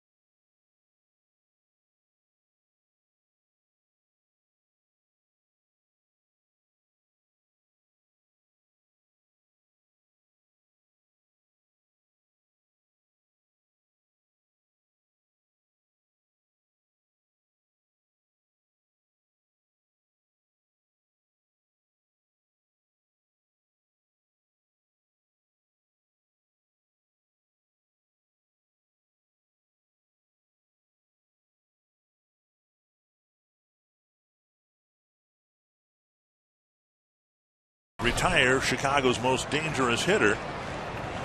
We'll show it to you in a second. Aaron Hicks will lead off the 8th for the Twins against Jeff Samardzija. Down and in, ball 1.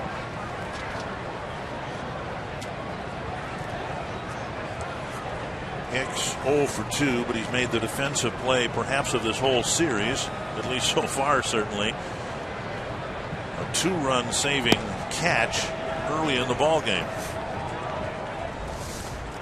Well, this is a 2-kick out here. Watch Abreu running down the line, the ball just inside the line.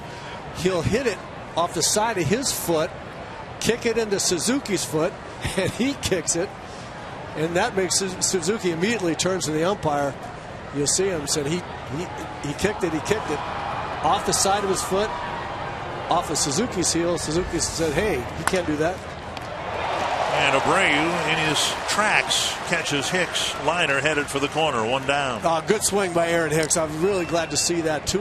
Takes 2 balls down and in. Gets fastball count 2-0.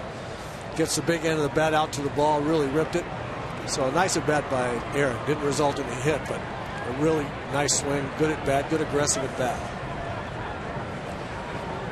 And now Danny Santana lined out to center to end the second inning. Struck out in the 5th for the 3rd out of that inning.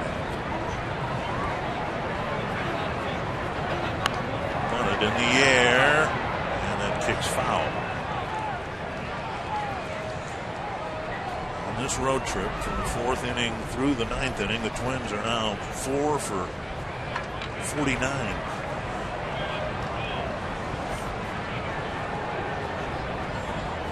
But yet here they are with a chance to score late in this game and maybe win all 3 games.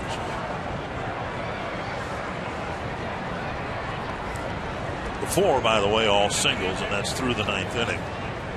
Petrichka, Minnesota native, warming up. The Chicago pen. Swing and a miss, 2 strikes.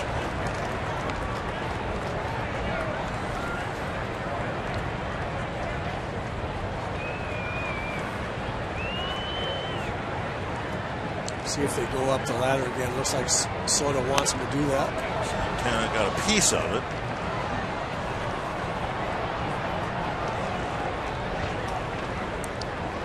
Danny, left-handed especially, is a better low ball hitter than high ball hitter, and tends to chase a little bit. So you can see why Soto is directing his pitcher toward up in the strike zone to try to strike him out.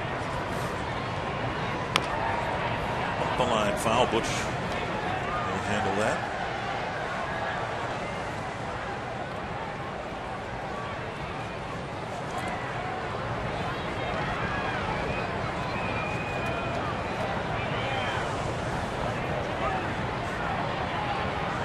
Strikes to Santana. Nasty sinking fastball there. 95 miles an hour with a lot of movement. Looked like it started off right about the corner and broke down and away. That's a nasty pitch. See it right here. Starts on the corner, and that's at 95 miles an hour, folks, right there. That's not just a little 89 mile an hour two-seamer. That's a nasty stuff there. Pepsi fan of the game. Twins can get a run late, maybe before the 13th inning. Strike 1 to Dozier.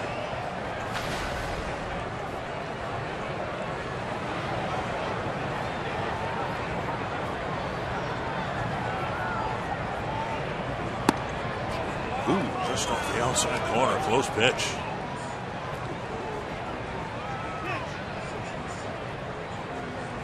Just over 21,000 to paid attendance here tonight. Have a sellout crowd, I suspect, tomorrow. Paul Konerko's number 14 retirement ceremony. Now 1-2 to Dozier. You know, as good as Brian Dozier is at handling that high fastball, he's hit a lot of home runs and doubles. He's having trouble catching up to it with against Samardzij's fastball tonight. He's swung and missed it. He's popped it up. Can't quite barrel it up.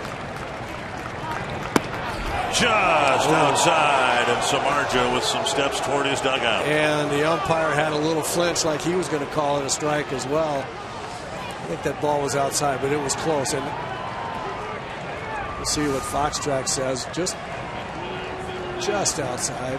Good call. 2-2 to Brian Dozier. 3-2 with Hunter on deck. Samardzij hasn't walked anybody since he issued a leadoff walk to Escobar in the second. And the best example of how well Samardzij's pitching is where he's missing. He's missing with every pitch just off and on the side of the plate and on the height that he wants to throw it. Fouled away. So he didn't want to make a mistake to Dozier inside, pitching him away.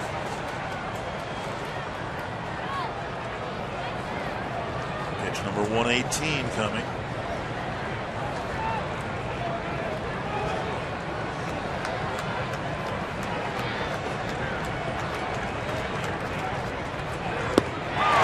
Speed 2-2 breaking ball. He's done some pitching tonight. A very rough start and an incredible finishing kick for Jeff Samardzija.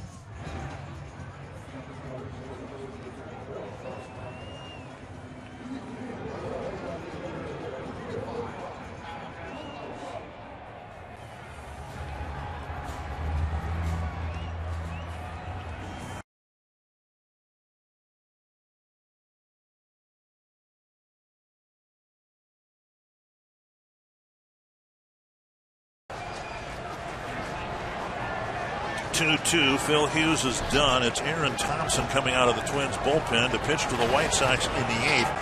As much because of who he will face rather than Hughes showing any signs of fatigue or anything like that. Thompson's been outstanding against left-handers, and it's 2 left-handers, LaRoche and Gillespie, who will start this inning for Chicago. 1 strike. 2 strikes. Phil Hughes pitched a very, very good ball game. Just what the Twins needed. The Twins just couldn't get any more than the 2 runs off of Jeff Samardzija to get Phil a win. So Hughes no longer a pitcher of any record, but he in tonight's game. But he pitched very well. It was actually a walk and a missed fielding play by Phil that cost him. Thompson has plenty of time and throws an ankle-high rocket to Bauer. 1 down. No sooner identified Gillespie as the second batter, he was called back from the on-deck circle, and instead it will be Gordon Beckham who will hit here in the 8th inning. Gillespie had gone 0 for 3. The splits for Thompson rather remarkable. He's been very effective, but now right-handers are starting to gain on him a little bit. Thompson giving up a 103 batting average to lefties and a 314 batting average to right-handers.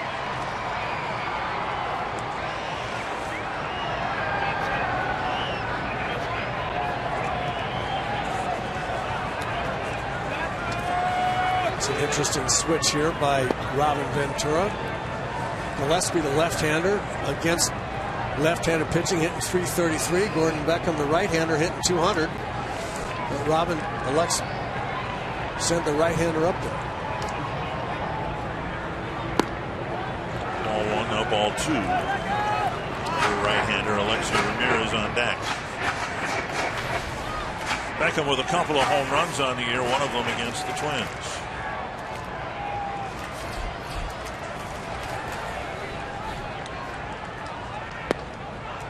3-0.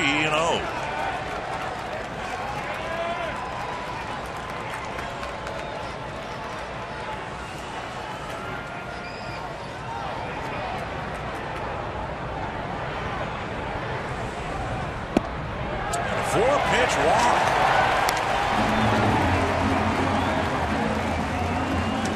It'll bring up of Ramirez with the go-ahead run at first.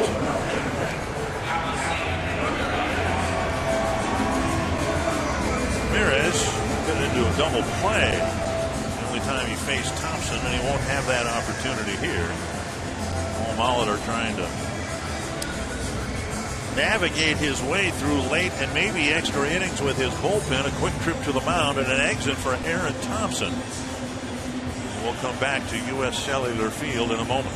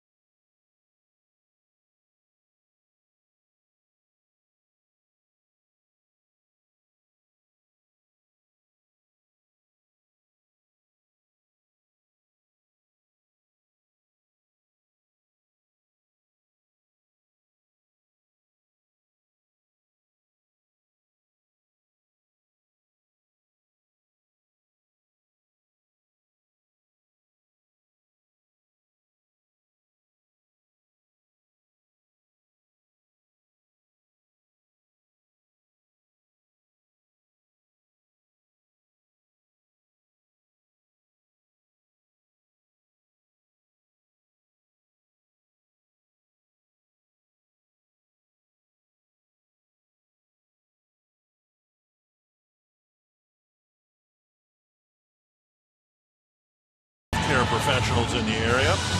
Special ticket packages available that includes exclusive Twins branded scrub tops.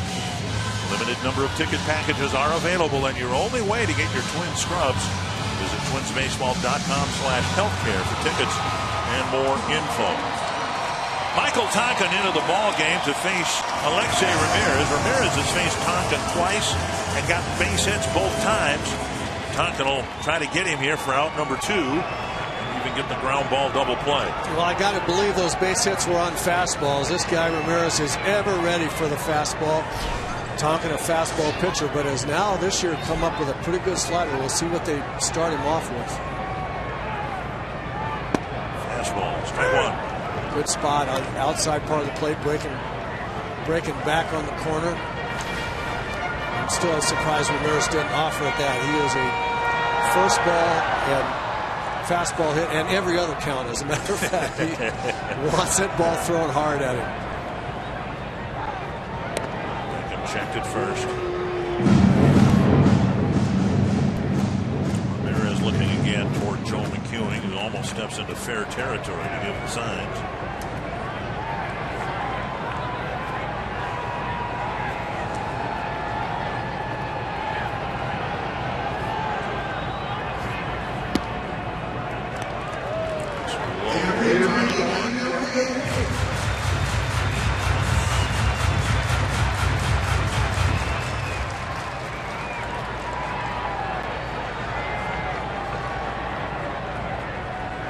Pitched the third of an inning in Pittsburgh.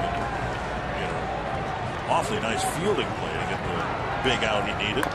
Out in front on the slider, and then tapper foul, 1-2.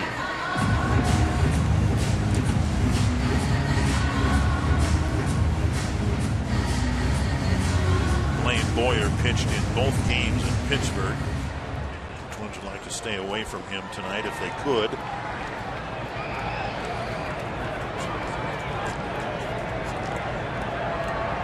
1-2. Base hit right field. Beckham round second. He'll go to third. The White Sox have the go-ahead run at third with one away.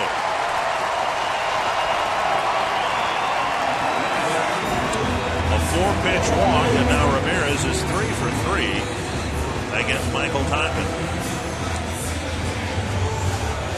Well, fastball high into the middle of the plate to a fastball hitter. You really can't throw it too hard for this guy, and you need to be able to show him and throw him other stuff besides fastballs.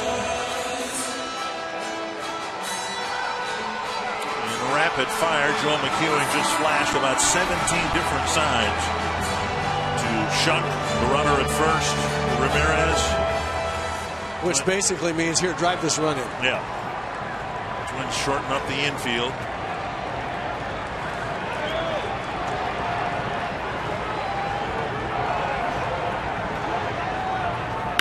Fly ball center field, and Hicks has to retreat.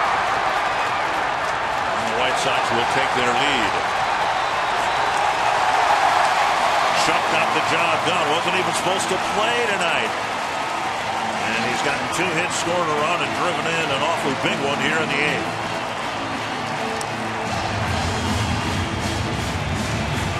And that'll bring up Soto.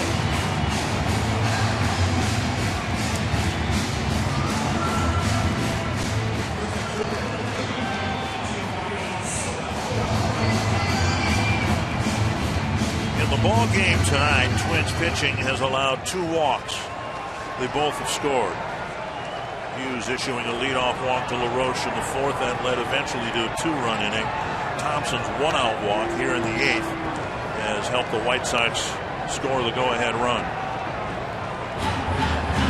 That allows the White Sox now to warm up David Robertson.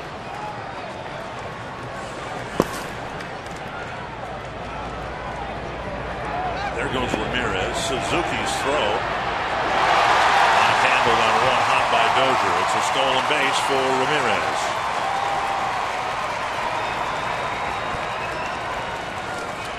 One and 0 to Soto. Soto's got a couple of hits, including the 2-run double that tied the game in the 4th. Kurt didn't get a very good pitch to try to throw a runner out on it. Makes a nice pick out of the dirt, backhanded, 1-hopper throw to Bryant. But Ramirez had that base stolen pretty easily.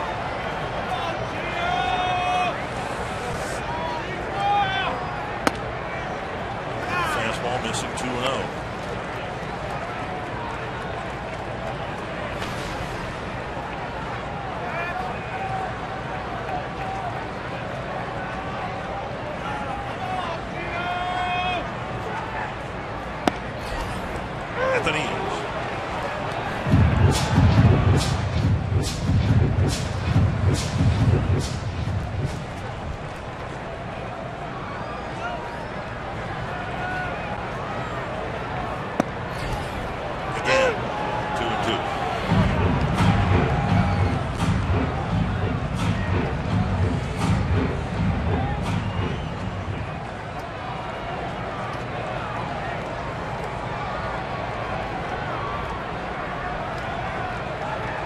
Ramirez to third, but it's a strikeout to end the inning. Suzuki has to throw to first to complete the strikeout and end the bottom of the 8th. The Twins issue a walk, and again tonight the walk comes around to score.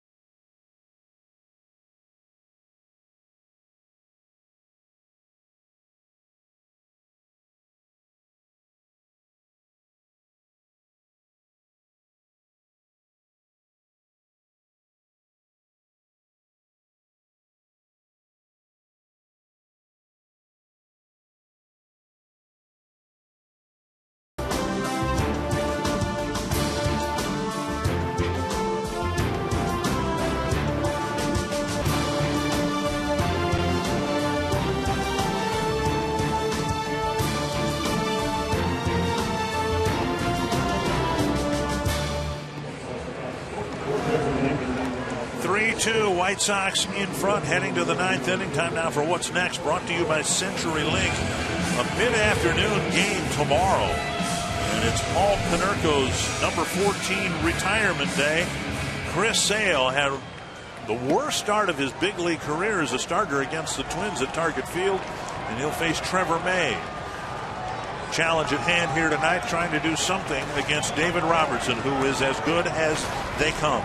Yeah, with as good a stuff as anybody in the game. He's got a hard fastball, a hard cutter, big sharp breaking curveball. The Twins have their work cut out for them. 27 strikeouts, only 2 walks. Opposing hitters hitting a buck 59. Hunter is 1 for 9 with 4 strikeouts, and he swings through strike 1. You saw Beckham at third. That was the cutter. Start outside middle and break to the corner.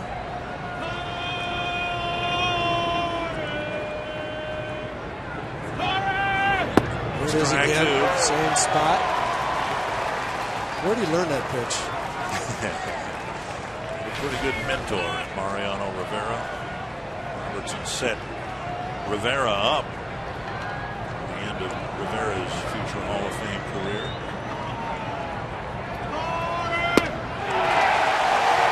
One down.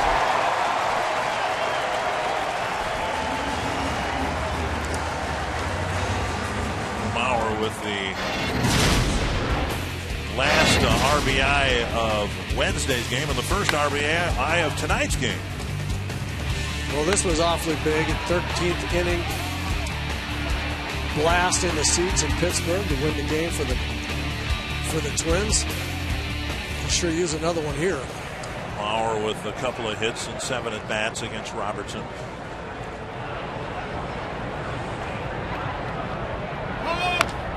Bounce to the right side. Gray will go to the bag. 2 down. And that'll leave it to Trevor Plouffe. Plouffe is 0 for 6 with 5 strikeouts against David Robertson. Well, I'd be really surprised if Giovanni Soto, the catcher, doesn't just sit out there on that outside corner and say, here, throw those 3 cutters to Trevor, just like you threw to Torrey Hunter. Good as the pitch is, sometimes it can be so that it doesn't matter who the hitter is. No, it doesn't. You throw it out there, you throw 91, 92 on the outside corner, breaking away like that, it's very, very tough. Yep, there he is, right there. If your guy's in the groove throwing it out there, why do anything else? Trevor got something. Yeah, a little bit more in the middle there. 23 of the last 24 Twins have been retired. They did it in Pittsburgh, and they've done it so far here tonight. They scored early and little, if any, scoring or even hitting after the 3rd inning. Strike.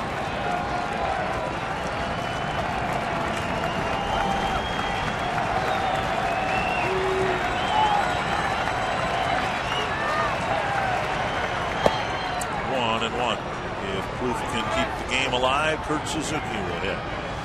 Because the Twins have, not that you pinch hit for any of these guys anyway, but because the Twins are carrying 13 pitchers, only 3 bench moves, and tonight Robinson, Herman, and Nunez.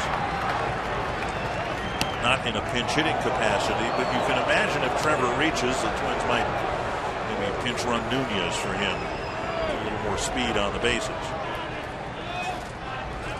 2-1.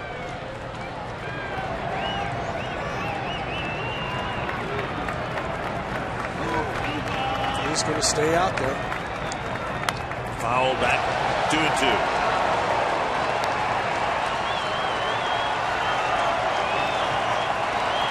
only time the Twins have really done much of anything against Robertson was when Josh Willingham at the Yankee Stadium had one out against him. They absolutely ambushed him. That one game. 2-2 to Trevor Plouffe. Oh, that's not fair. And the White Sox win the opener of this 3-game series, getting a big hit after a big walk in the 8th inning.